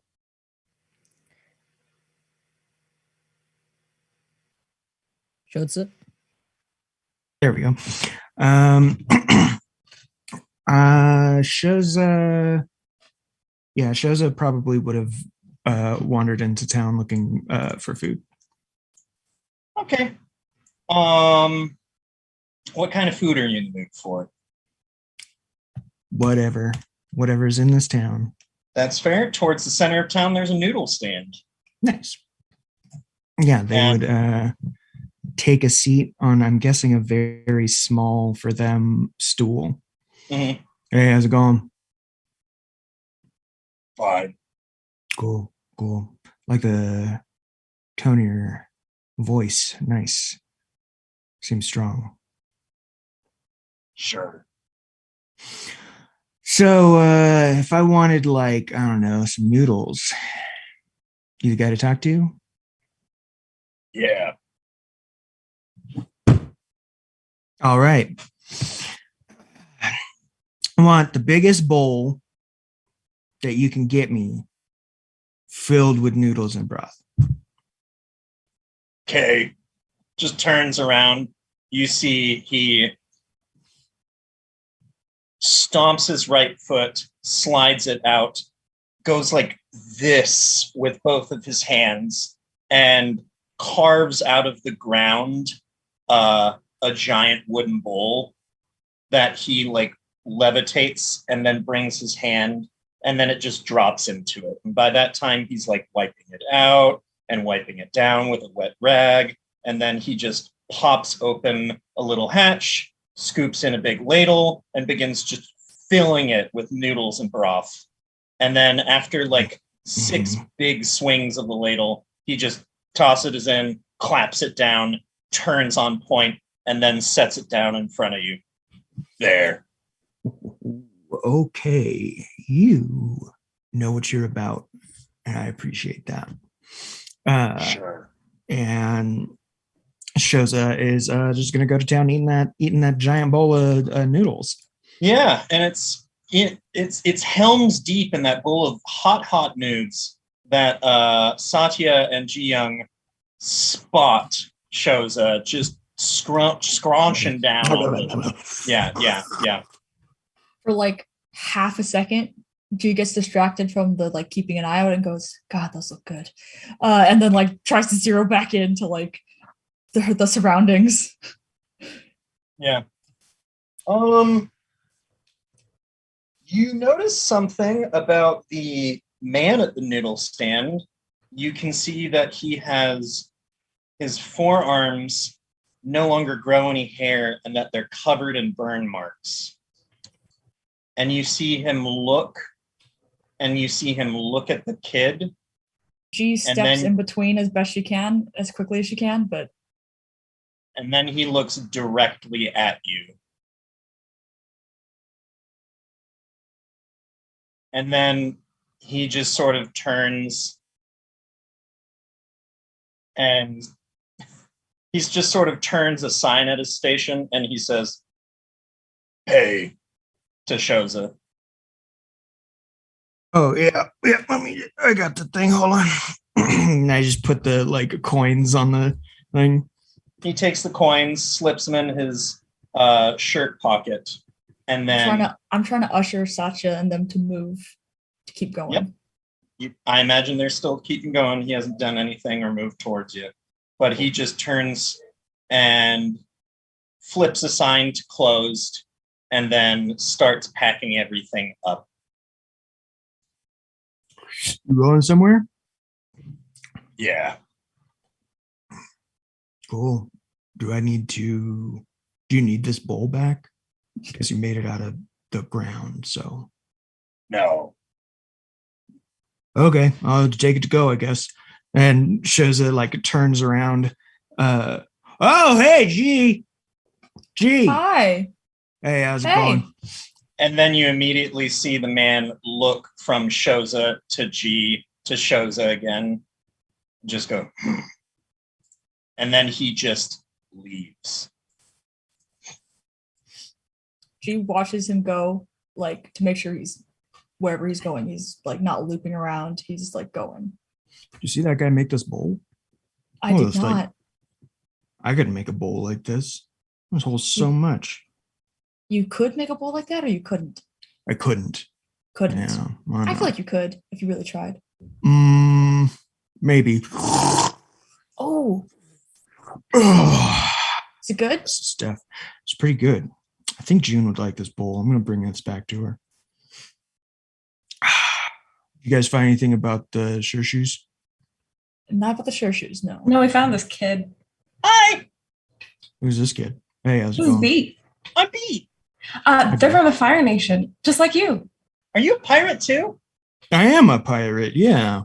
That's so adds to the mental picture of Satya. Like now it's like a crayon drawing collage, like mentally, basically. Yeah. Um, Do you want to burn down things together?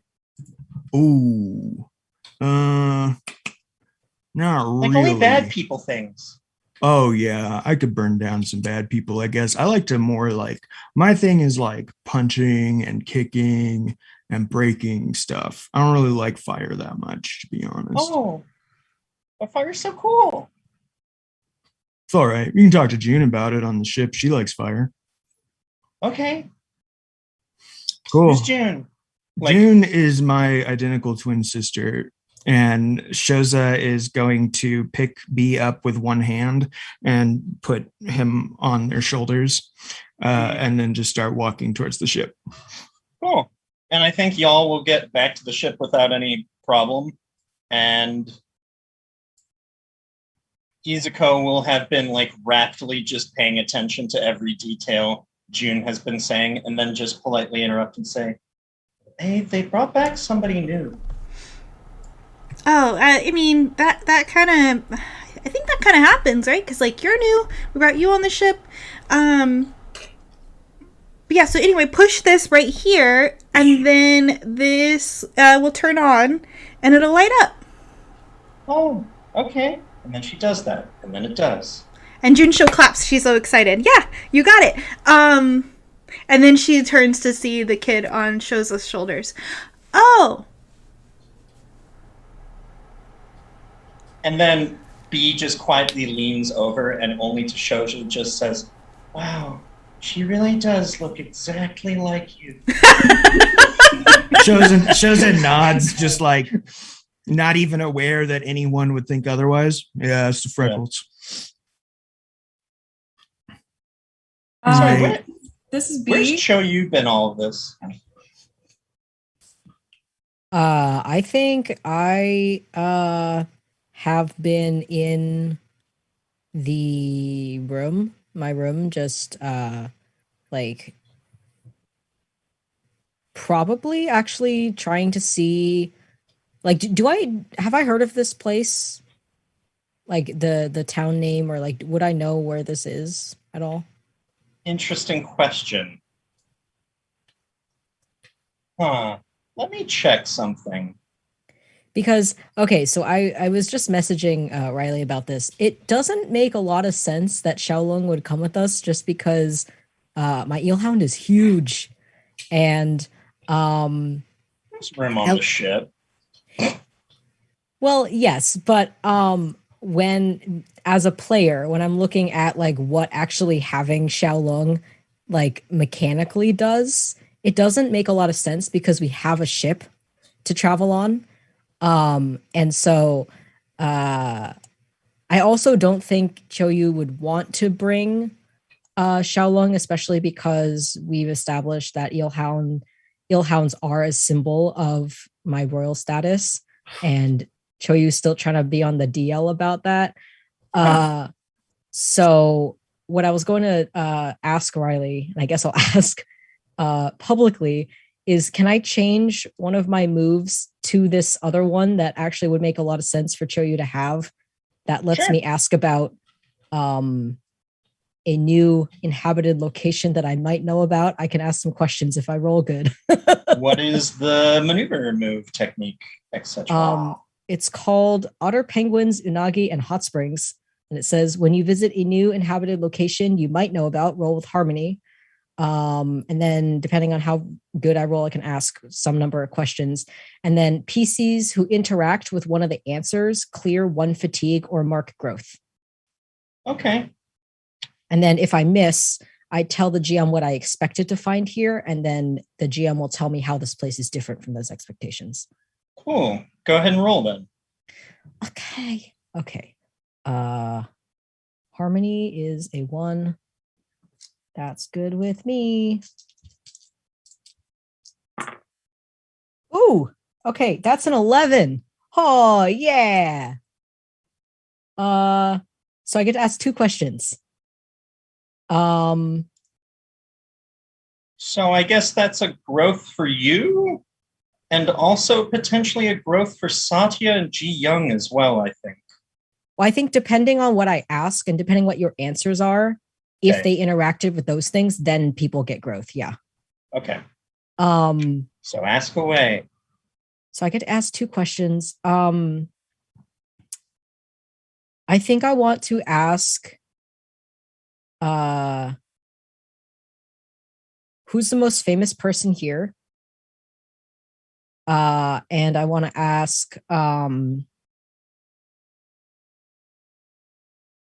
what's the most interesting legend that locals recount about this place? I'm picking from a list, by the way. I don't just have genius questions up in my noggin. What was the first one? Who's the most famous person here?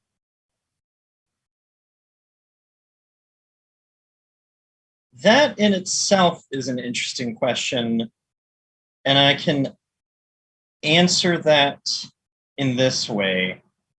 Heijin, nobody who's famous is from Heijin.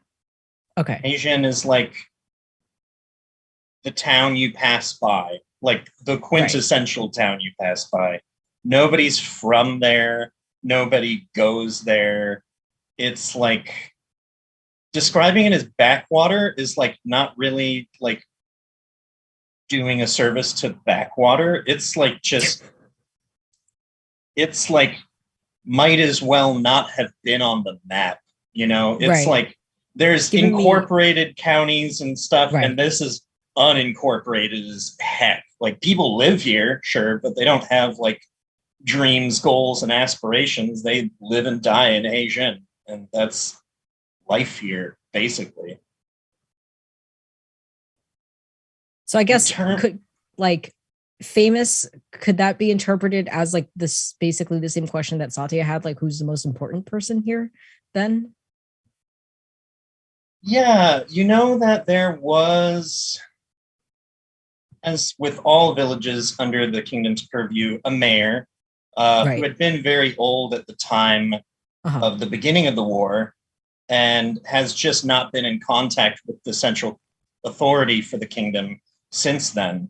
Omashu hasn't really exchanged anything. They haven't received any notice of like anything. That's sort of just been their legacy. Mm-hmm. And then the other one is, what's the most interesting legend that locals recount about this place?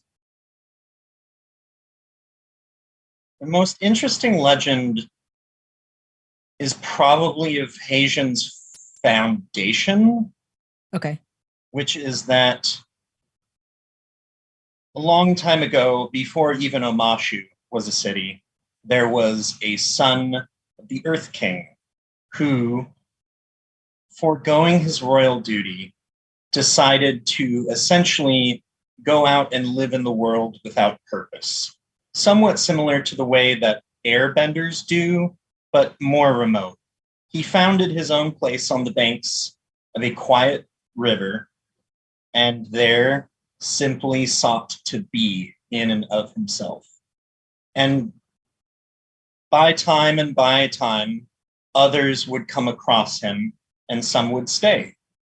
And that is the founding myth of Heijin, a place where royalty fled to simply not be. Yeah, I can't relate to that at all, can you? Yeah, no. So I think this, all of this, I think would explain why Choyu hasn't come out yet. And I think it would be kind of funny if I emerge from the thing with all this information and I'm like ready to like gather everyone around and like everyone's gone. And there's like that shot of like a quick zoom out and like nobody's here and it goes ding, ding, ding. And like, you know, because I think like back when it was Fior and everyone, as seen in the first episode, we would all gather together and kind of discuss what we're Yeah. gonna do. But Satya and G just like went off. Shozo was like, oh, food, and left. I think Jun was like probably below deck with Izuko. Yeah. I think then I would have gone to Jun and told her like the stuff that I had. Gotcha. Which would then put you with June when everyone gets back. Yes. Which, there we go. Now we're back. Yay, we Makes did it. So we have a kid now. What? She points. I don't know. Satya found some kid. Hi. Introduce yourself. Yeah. Oh, I'm B. Hi. My name is Choyu. You're a pirate too? Yep. Mental image. Another image added. It's like, And You also could- the mental image of Junsho is drawn exactly like Shoza mentally for me. Like they do actually look identical. Junsho Incredible. says, "Hi, I'm Junsho, pirate and inventor." Robots get added behind. Shoza grabs B with one hand and puts them on the ground. So why So do we is this have a your kid pirate now? what'd you say, B? Oh, is this your pirate ship? Yes, it is our pirate ship. We found this kid in a house. They're by themselves. They're an orphan, and they're also a firebender. Oh, like me and Shoza. Exactly. Mhm. So we thought maybe we'd, Sasha. I don't really know. Yeah, I mean, if it's okay for me to tell a little bit of your story, B. Sure. Okay. Well, B's family got in trouble because they were firebenders who sort of decimated some Earth Kingdom towns. And the town mayor sort of alluded to the fact that they are very talented. Not really sure what's going on there, actually. But I'm sorry, I sort of made an impulsive decision to just help. And so now we have a kid. Junsho files away that she's not the only impulsive person on the ship anymore. She's like, oh, cool. And then she looks at B and she's like, our dad sucks. He's not a firebender, but he's from the Fire Nation, and he just kind of sucks. So, that, family can be like that sometimes. But I have Shoza, and they're pretty cool. So, welcome to the ship. Do you want to see my mech suit? I'd love to see your mech suit. That sounds amazing. Sorry, time out. Huh? What was time? God. This is Maya stuttering. I'm sorry. The message that you just sent in the Zoom chat, Riley. Yeah. Yeah, You can do with that information what you want. fantastic. I want everyone below decks now. Okay, big lady. And Okay. Junsho takes B by the hand and leads B into her office, like her lab is below decks, where she keeps the mech suit. As everyone's going down or like starting to go down, I'm gonna go to Choyu, but also sort of like by Satya and say, as far as I'm concerned, you're in charge here. There's a mob coming. I'm pretty sure it's for the kid. There was someone clocked the kid when we were walking in here. I don't know. Oh, Should we- so the kid's really gonna get to see my mech suit. And Junsho goes and puts her mech suit on and is like, comes back Her to you mech and is suit? like, I'm ready. What's a mob? What the Wait. hell is that? It's a group of angry people who are about to see my mech suit. What's a mech suit? At some point, Choyu's gonna look at Satya and just try and like whisper her, like, did you find anything out about the share shoe here? Oh, I forgot No? that was why we were here. Yeah, me too.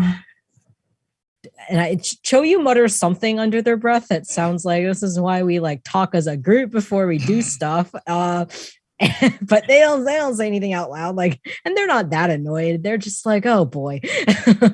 And I think they start like tying their hair back so that they can go out and talk to people, mayhaps. Yeah, So we're Satya's talking? gonna tug on G's shirt.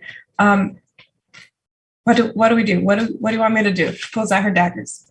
Whoa, And then June shows there too, like in mech suit, like ready, like.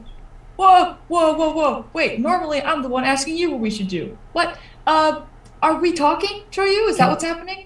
I think that's usually how it works. Choyu tries to talk for, well, when we had Fior here, we kind of just went into action without any talking, and Fior just kind of like would like yell about like, hey, we're gonna take your stuff, and then we would take it. But now that Fior's not here, we need I think like Choyu can try first, and then the rest, and then mech suit and knives. At the mention of Fior, Satya like goes dark, and I was like, well, knowing Fior's character, maybe we should try something a little different. Yeah, Choyu talks first, and then if it doesn't work, mech suit and knives. I'm fine with that, I guess. Oh. He puts the knives away. I'm gonna look at Satya and G as like the two people who went off the ship and interacted with people, and I think I'm just asking like, how do they feel about, you know, me? Points at my like necklace that's like a symbol of my family or whatever. I think you're fine. Yeah, I look at Satya. The political stuff escapes me, but how many people are in the mob, Riley? Roughly. Roughly dozens. Lovely. Like 2 Cool. dozen or like 3 dozen? Like the entire population of this village, dozens. Fantastic. All right. Here's Choya, do you want to help me make a wall to make sure that, you know, we can talk at a safe distance and no one tries to climb the ship or something like that? Let's get I want to try talking to them, as I haven't talked to people here yet.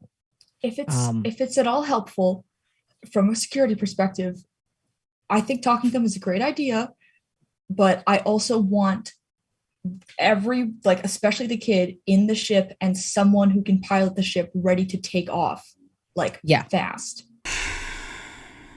So I have to stay on the ship with the kid, and I don't get to. Okay. Well, are you the only one who can pilot the ship? Yes. Oh, that's concerning. I mean, Shoza can, but once it's already in the air. Okay. Can I pilot the ship? I would love to teach you sometime, but during an emergency is not that time. Yes, what she said. Also, B, go downstairs, please. Oh. But maybe get ready to like blast some bad people. Oh. No, Satya. I like to think both of us nudge you and say Satya. Yeah. Like on either side of her. Oh yeah. 100%. Yeah. Yeah. B goes down below decks. Impulsive idealist is my favorite idealist. Yeah. The mob is here. It is comprised of every living person who occupies Haitian. Including the mayor? You see Fonmo at the front of it, sort of like waving and trying to like desperately say things over the crowd. But everybody's just yelling in anger. It doesn't even make sense at this point. Like, okay. There is no intelligible words coming out of that. You can't even like parse together what's being said. Okay. You want to talk to them? Still? Yes. Okay. They're well within earshot and have Yep. boulders and rocks raised in Earth Nation stance, in Earth Kingdom, Earthbender stances. I can words today. It's all right. Really quickly, G is gonna jump onto like the lip of like the edge of the ship in kind of like she's not an earthbender. I don't know if I've made that clear yet. She's a non-bender, but she takes earthbending stances very often. So she's kind of in an earthbending stance just because it's like rooted and powerful. And she's gonna yell quiet at the top of her lungs and try to make everyone shut up for a second. Can you please roll and intimidate? Yeah, I can. Is intimidate focus? Please tell me it's focus. It is passion. Yeah. What? What's my passion like? What is your passion? What like? is your passion like? What's my passion Yeah. like? Graphic passion? design is your passion. Graphic design is my passion. All right, passion's not bad. Please, hey, please.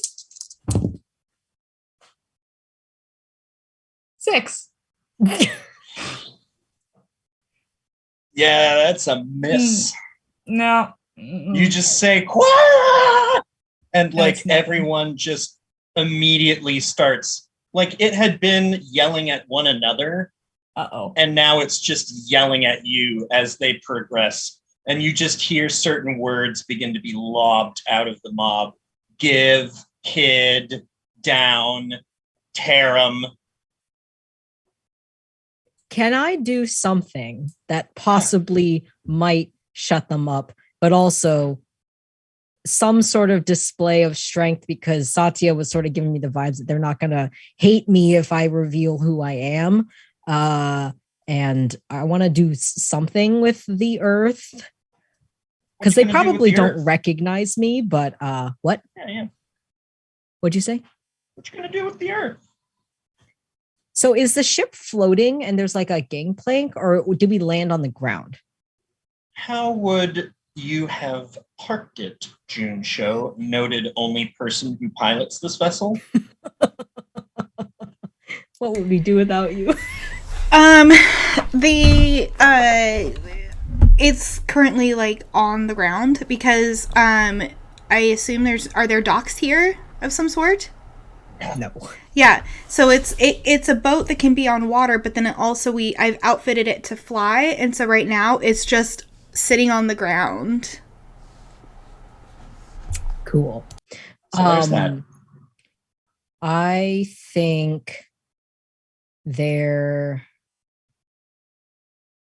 is some kind of, I can do like a wall thing. That's like I have a wall of perfection fighting move thing, which is a defend and maneuver. I can create a perfect wall of defense around myself and any allies directly next to me. I can mark a fatigue to block a single attack towards a wall or keep an enemy at bay who tries to penetrate the wall. I don't want to use it as like an offensive thing, but I think like my show of strength is just raising up the earth in a way to like in front of the boat to protect it as I get off the boat to try and talk to these people. Okay.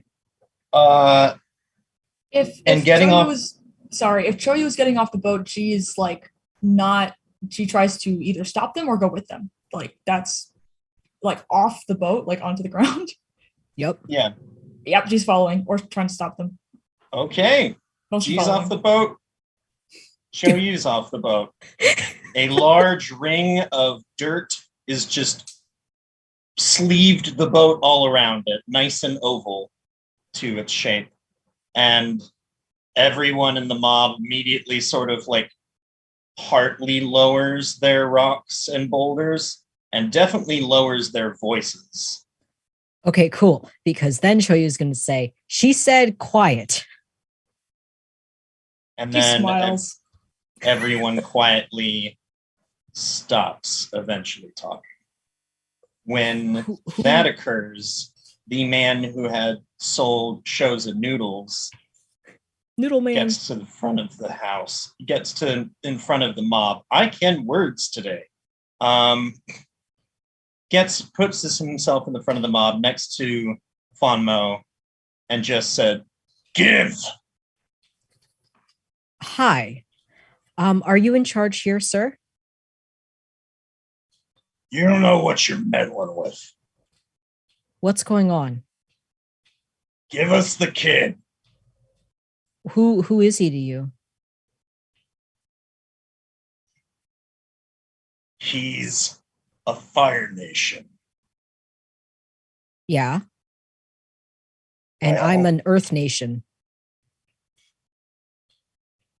yeah, well, we don't appreciate those types of folks around here. So why do you want him back? To deal justice! And then you just hear a roar of support from the mob. What did he do? They all just sort of like look at each other. Didn't you hear him say he was Fire Nation? Why is this confusing? People are like, Choyu just like sighs and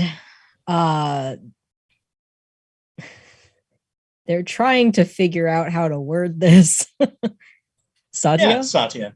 Can I use my moment of balance in this instance? Yeah. So my moment of, should I read it, what it does? Yes, please, if you it says, you bring everything around you to a stop. Villains, arguments, disaster, and set the world right. Tell the GM how your compassionate actions end a conflict utterly and completely. So what I would like to do is get off of the boat or airship and just sort of standing in between G and Choyu, just say, listen, this is a child who does not deserve to pay for the actions of their parents or family or whoever it was that made decisions that they had no part in. If you were to reprimand every single child for the sins of the father, you would have no children left, because no one in this town, no one in this world or this nation is perfect. And a lot of bad things happened in the war. I'm sure each of you have a story to tell, as do I, as do everyone in this crew. I don't think it's fair to want to hold on to a child as a prisoner of war. What we can do is reform. What we can do is love. So that's what we're going to do. If you don't want them here, they won't be here. We'll take care of him. And you can go about your lives without holding on to or harboring that hatred in your heart. It's not making you better people. Can we come to that conclusion together? And you just see Fonmo turn and say, he's not a prisoner, though. It seems like you want him to be. You have him holed up in a little hovel and in an alley where no one else lives. And you see the crowd immediately begin to turn on Fonmo. And then she intercedes herself into this and says, Gammon, this is what I was trying to say. And just turns and talks directly at the noodle salesman leading this mob, essentially. He says, when we kicked those who lived in our village out of the Fire Nation, when we kicked those who lived in our village from the Fire Nation out of our village, I said it was wrong. They hadn't done anything. I told you that then, and you didn't listen to me. When I found this child, I wanted to protect him because I knew he didn't deserve the same fate as them. It was wrong of us to get rid of our neighbors. And Gammon just like,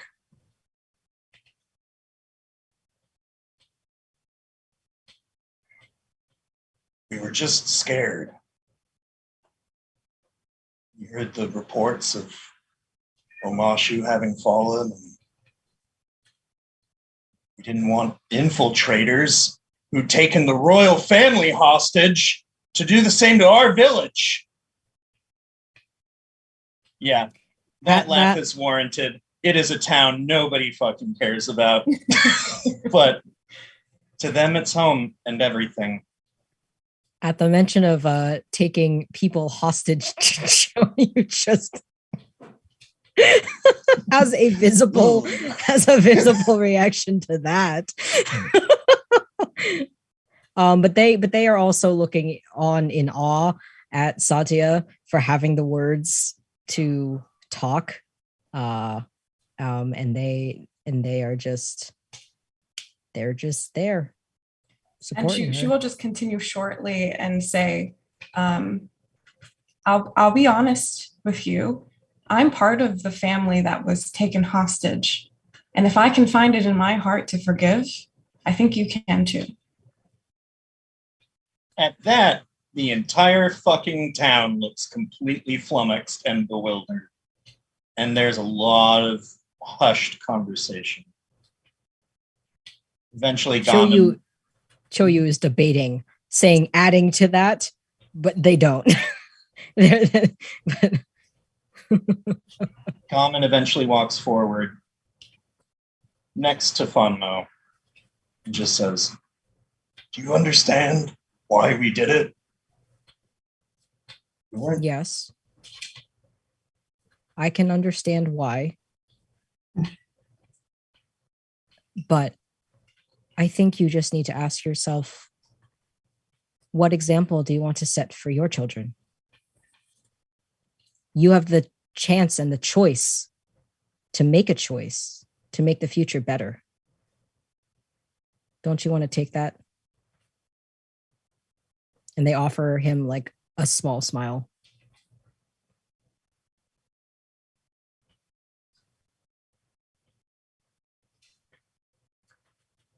The whole town sort of turns towards itself, looks to Fanmo, who is just looking between Satya and Choyu at this point, like, hell yeah, allyship. And is just like fucking saying for years. And Gammon, who is a very broad, stout man, eventually nods. Sure. And I think if it's okay, we'll cut to a scene back in the town's center, with the town now like introducing themselves to B and like having turns, and B telling them how like the different ways Bean had seen them. You go here every day, and sometimes when you drop a little bit of cheese, I like scurry out and try to get it before anybody's, and like is just explaining their life and how they fit into this town, which is honestly melting everyone's hearts and like endearing B very graciously and gratefully to everyone. And Gammon is probably sitting at this point with Choyu and Satya, and of course G there, with Fanmo and Shoza and Juncho, honestly, I imagine as well, and has just poured 6 bowls of noodles for everyone sitting there, including Fanmo, and just sort of started talking and been like, we haven't had very many problems, but we've always just really cared about our own, you know? We don't want much from the world, and the world hasn't ever wanted much of us, so when the Fire Nation came, it's not like we killed him or anything, we got nervous. We heard how Amashu fell, how forts were rising up the north coast, how the Earth Kingdom had been penetrated by a gigantic metal drill, had been undermined by the Dai Li of all people. We wanted to take preventative measures. We kicked him out. We didn't know Kid was living here. It's not like we were trying to be villains. And like Fanmo just goes, huh, sure. And Gammon like looks at her.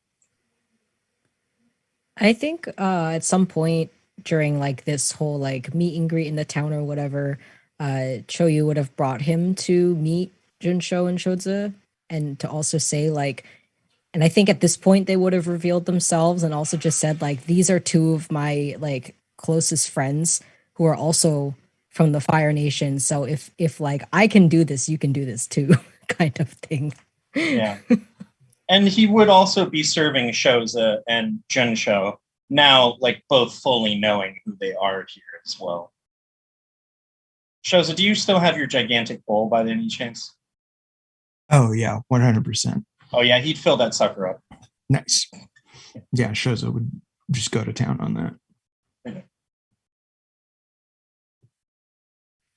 At some point near the end of this scene, unless anyone has anything else to say or do, I think Choyu's gonna ask about the Shirshu. Probably to Famo. Oh. Well, there have been a few less here recently. We thought it was a good thing, for instance. Some folks had come by asking about it previously, though. Who? What kind of folks? They were. And like Gaman just cuts in, serious. Yeah. Rather severe looking woman. Blue clothes, might have been Water Tribe, but it's very odd because Water Tribe is typically like black and white, blue and white, like the white is the fur and the blue's. This was black and blue. Interesting. Choyu like makes a mental note. Question for the GM. Did Fior at any point wear black and blue? Like me, the player knows this obvious connection, but I want to ask if Choyu would make the connection. I don't think Fior ever would, but I will ask them out of character. Okay, cool. Yeah. Cool. So we'll just solve that later. That is fine. What were they asking specifically about? Where you would find Shirshu. It seemed like they wanted to know where like the dens were. Where are the dens? Well, they're deeper in the woods, more to the southwest, but you can find them all over, or at least you used to. Frankly, we were okay with it. They're kind of dangerous. Choyu's just processing and then just says, thank you. And if there's anything I can do for you or this village, please write me. I mean, okay. And just Fanmo looks at Satya again and like gives the same look to Choyu of like, we really don't need that much here, but like, thank you for the like offer. Just like, yeah, of course.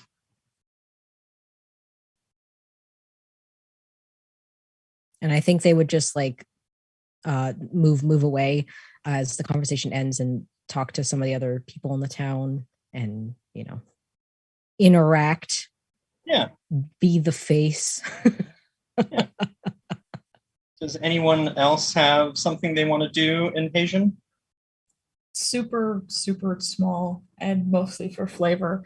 But just while everyone is sort of like eating and mingling and such, she got a bowl of those noodles because hot damn, she wanted those noodles. So she's eating those noodles and she's kind of sitting on the side, and just like really like more for herself than anything else. Just like she's just looking at Satya and Choyu and just like smiling to herself a little bit. Like it's very sort of like, I don't know what the word would be, like almost appreciative, almost proud kind of thing, and just like kind of watching them like do their thing.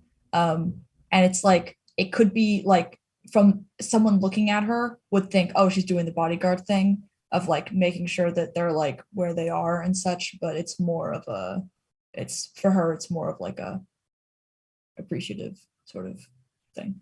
Yeah, that makes sense. Choyu would get us a bowl of noodles to share. She Fair. sees them like together and she like smiles a little bit. It's like almost sad, but not really, you know? But I mean, My it's heart. pretty cool too, when Satya never forces G into like being in the midst of interactions unless she wants to be, and understands that she's more comfortable being sometimes on the outside so that she can look at everything. But usually she just looks at G to make sure that G's okay, or that I'm thinking about you. I'm not forgetting you. I'm just doing my thing. Yeah, that would, when you like do the eye contact, like check-in sort of thing, G will like smile and kind of like almost like a toast, but it's a bowl of noodles, like kind of thing. Would I notice this, or at least like the two of them looking at each other? It's not a secret. Okay, because I think Choyu like notices the two of them like interacting in this way, and after they like share their noodles a bit, I think they will find some excuse to get up, and they'll just as they're leaving, like lean down and just whisper to Satya like, "Hey, you should talk to her," and they leave. And I walk away. Yeah, and I walk away. That's totally fair. I guess we could cut back to a scene of everyone leaving the village, or would you like to talk over a bowl of noodles about your thoughts with Ji-young, Satya? Taylor's choice. It's probably not going to happen in this town right now. I think we're like decompressing, but it is on Satya's mind for sure now. Got it. Okay. Maybe next session or later. Yeah, got it.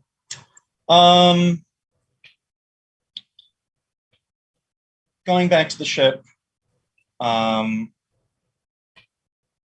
of the town will have come there and like thanked you and sort of seen you off in a certain way. Gamen and Fonmo both, certainly.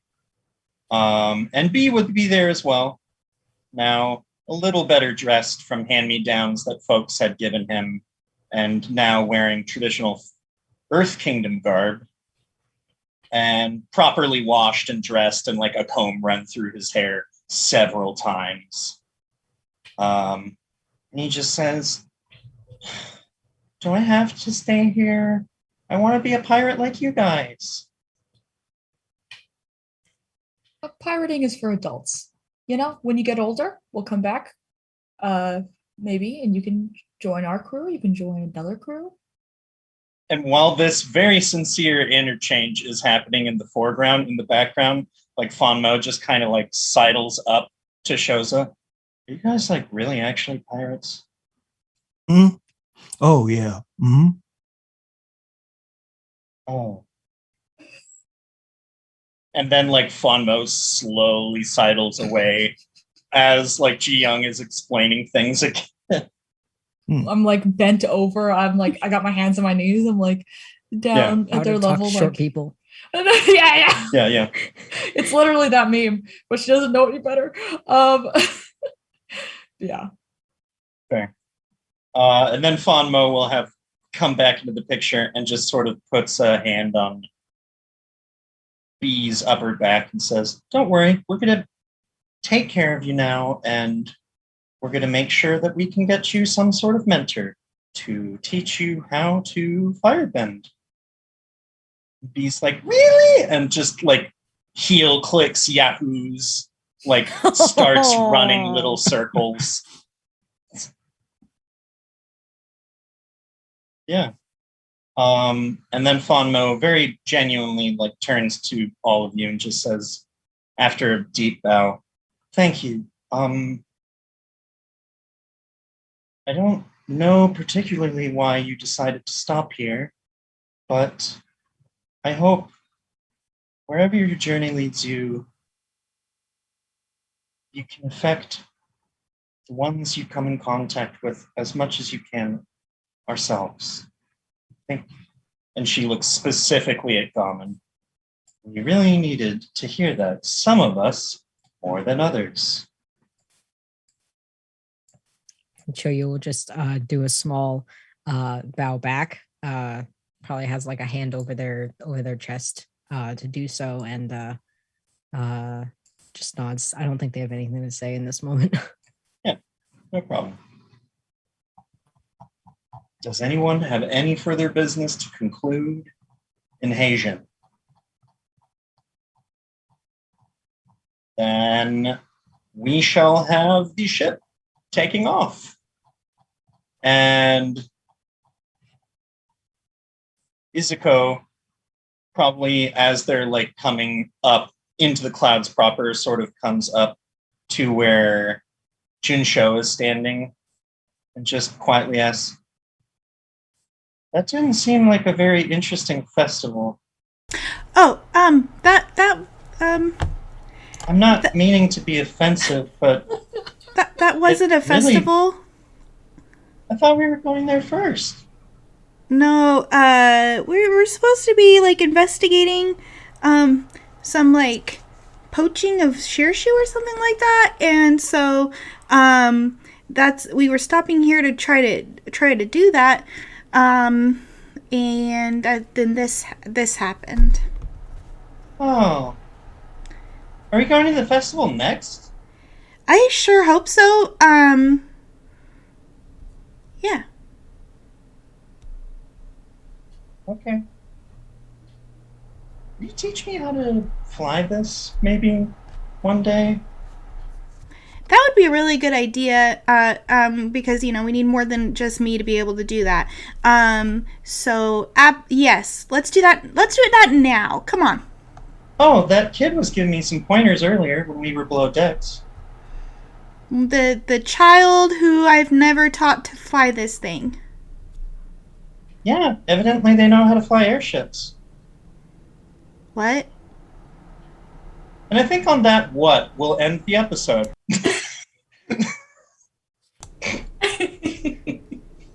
Who is this kid's family? That kid either it's, and I love the prospect of either of the options being they somehow actually do know how to fly an airship, or they're just like doing the super kid confident. thing where they're so confident and they're like, I bet I could figure it out, and I'm gonna say everything as if it's fact. Yeah, super duper. Oh gosh. Okay. Hey everybody, thanks for stopping by. Our weird little transition episode where we found a kid and fixed a village. We found a kid, fixed the village. Avatar, find kid, fix village. Next. Yeah. Wow, that's the whole show? That's the whole show. basically the whole show. The gang solves racism. It's a better. We did slightly marginally better than that one episode. That's terrible Oh my in God. Avatar. The Great Divide, you mean? Oh, Yeah, that one where Aang solves racism and it's terrible. That's not Not great. the solving racism bit. The way they handled it. Yeah. Yeah, but thanks everybody for stopping by and joining us for this episode. We will be here next week, same bat time, same bat place, same bat channel online. I'm Riley. I'm helping run and facilitate this game. Really appreciate everybody who was here in chat, keeping it active, doing clips, gifting subs. Ooh, Sphinx Rat. Thank you for the subs, Sphinx Roll. Sorry if I mispronounced that first time. Thank you so much for the gifted subs. And yeah, we really appreciate you being here watching our kooky little show where we play the Avatar Legends TTRPG. Maya, how about you lead it off with the outros? Woo. Hi. This was so much fun. I love it here. Thank you, everybody. I love you all. My name's Maya. I use she, her pronouns. I play G. You know her, you love her. And you can find me online on Twitch or Twitter at Anxious Maya. Or if you're interested in Critical Role at all, you can find me at Crit Role Memes on Twitter and Critical Role Memes on Instagram for bad memes. And I will see you soon. I can't wait to play again. God, calling someone. Jay. Me? Okay. Sorry. Hi. Hello everybody. My name is Jay or Nala. I use both. I played Choyu. And I had so much fun. Thank you for coming. If you want to find me off stream, I have Twitter at NalaWoo and also at NalaDraws if you want to see my artwork. And I am a full-time professional freelance illustrator for tabletop games. I also do concept art for animation or games and all kinds of fun stuff. And I'd love to work with you. You can find me, at those places on Twitter, and then any other social media I might have will be at NalaDraws. And yeah, that's me. Thank you for coming. Chris, you're next. Hi, I'm Chris. You can find me on Twitter or Instagram at Carpe Christi. I use she, her pronouns. Thank you for everyone who joined us. It's so fun to sometimes like glance in the chat and see conversations going on. That's really, really awesome. And thank you to all my fellow players and to Riley. You are amazing as always. And I want everyone to hear how amazing you are always. I am just as nice or mean as Satya. So like if you follow me, expect like the same kinds of shit always. Okay. Yeah, that's me. Follow Chris if you want her to be mean to you. That's extra though. You're gonna have to pay me if you want me to be. Shit doesn't come free. No. She knows Yeah. her worth, guys. Ellis, you want to take it away? Yeah, Ellis. My name is Ellis Smith. You can find me on Twitter at Hekvetica, Hekvetica. I played Shoza today. Check out my Twitter account if you want to listen to someone talk about being bisexual and having ADHD. And I will pass it off to Nikki. Take it away. All right, and I am Nikki, and I am co-creator here at the channel. I'm also a teacher and an LGBTQ and disability advocate. And my thing I wanted to talk about. Okay, so tomorrow is Dragon Day. That'll be from 10 a.m. Pacific all the way to midnight. And gonna be huge. We have a lot of really amazing people who will be role playing with us tomorrow, as well as a couple of really great mini episodes of our talk show. Super pumped. It's gonna be a great time. We're gonna raise lots of money for Children's Burn Foundation, so definitely tune in for that. Besides this show, coming up in February on Tuesdays, we will have a Vampire the Masquerade show with our cast from the 10 Candles game back in October. So definitely check that out. It's going to be the most glamorous group ever, and I'm really excited for how extra everyone is.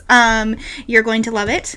And that's pretty much it. Make sure you follow us if you're a fan of Tea by Tea from Friday afternoon and get 15% off by using our little code there. And we are going to raid Super Dylan because he's online. Oh, nice. And definitely tune into all of our shows, and thanks everybody for tuning into this one. Hope to see you here next week.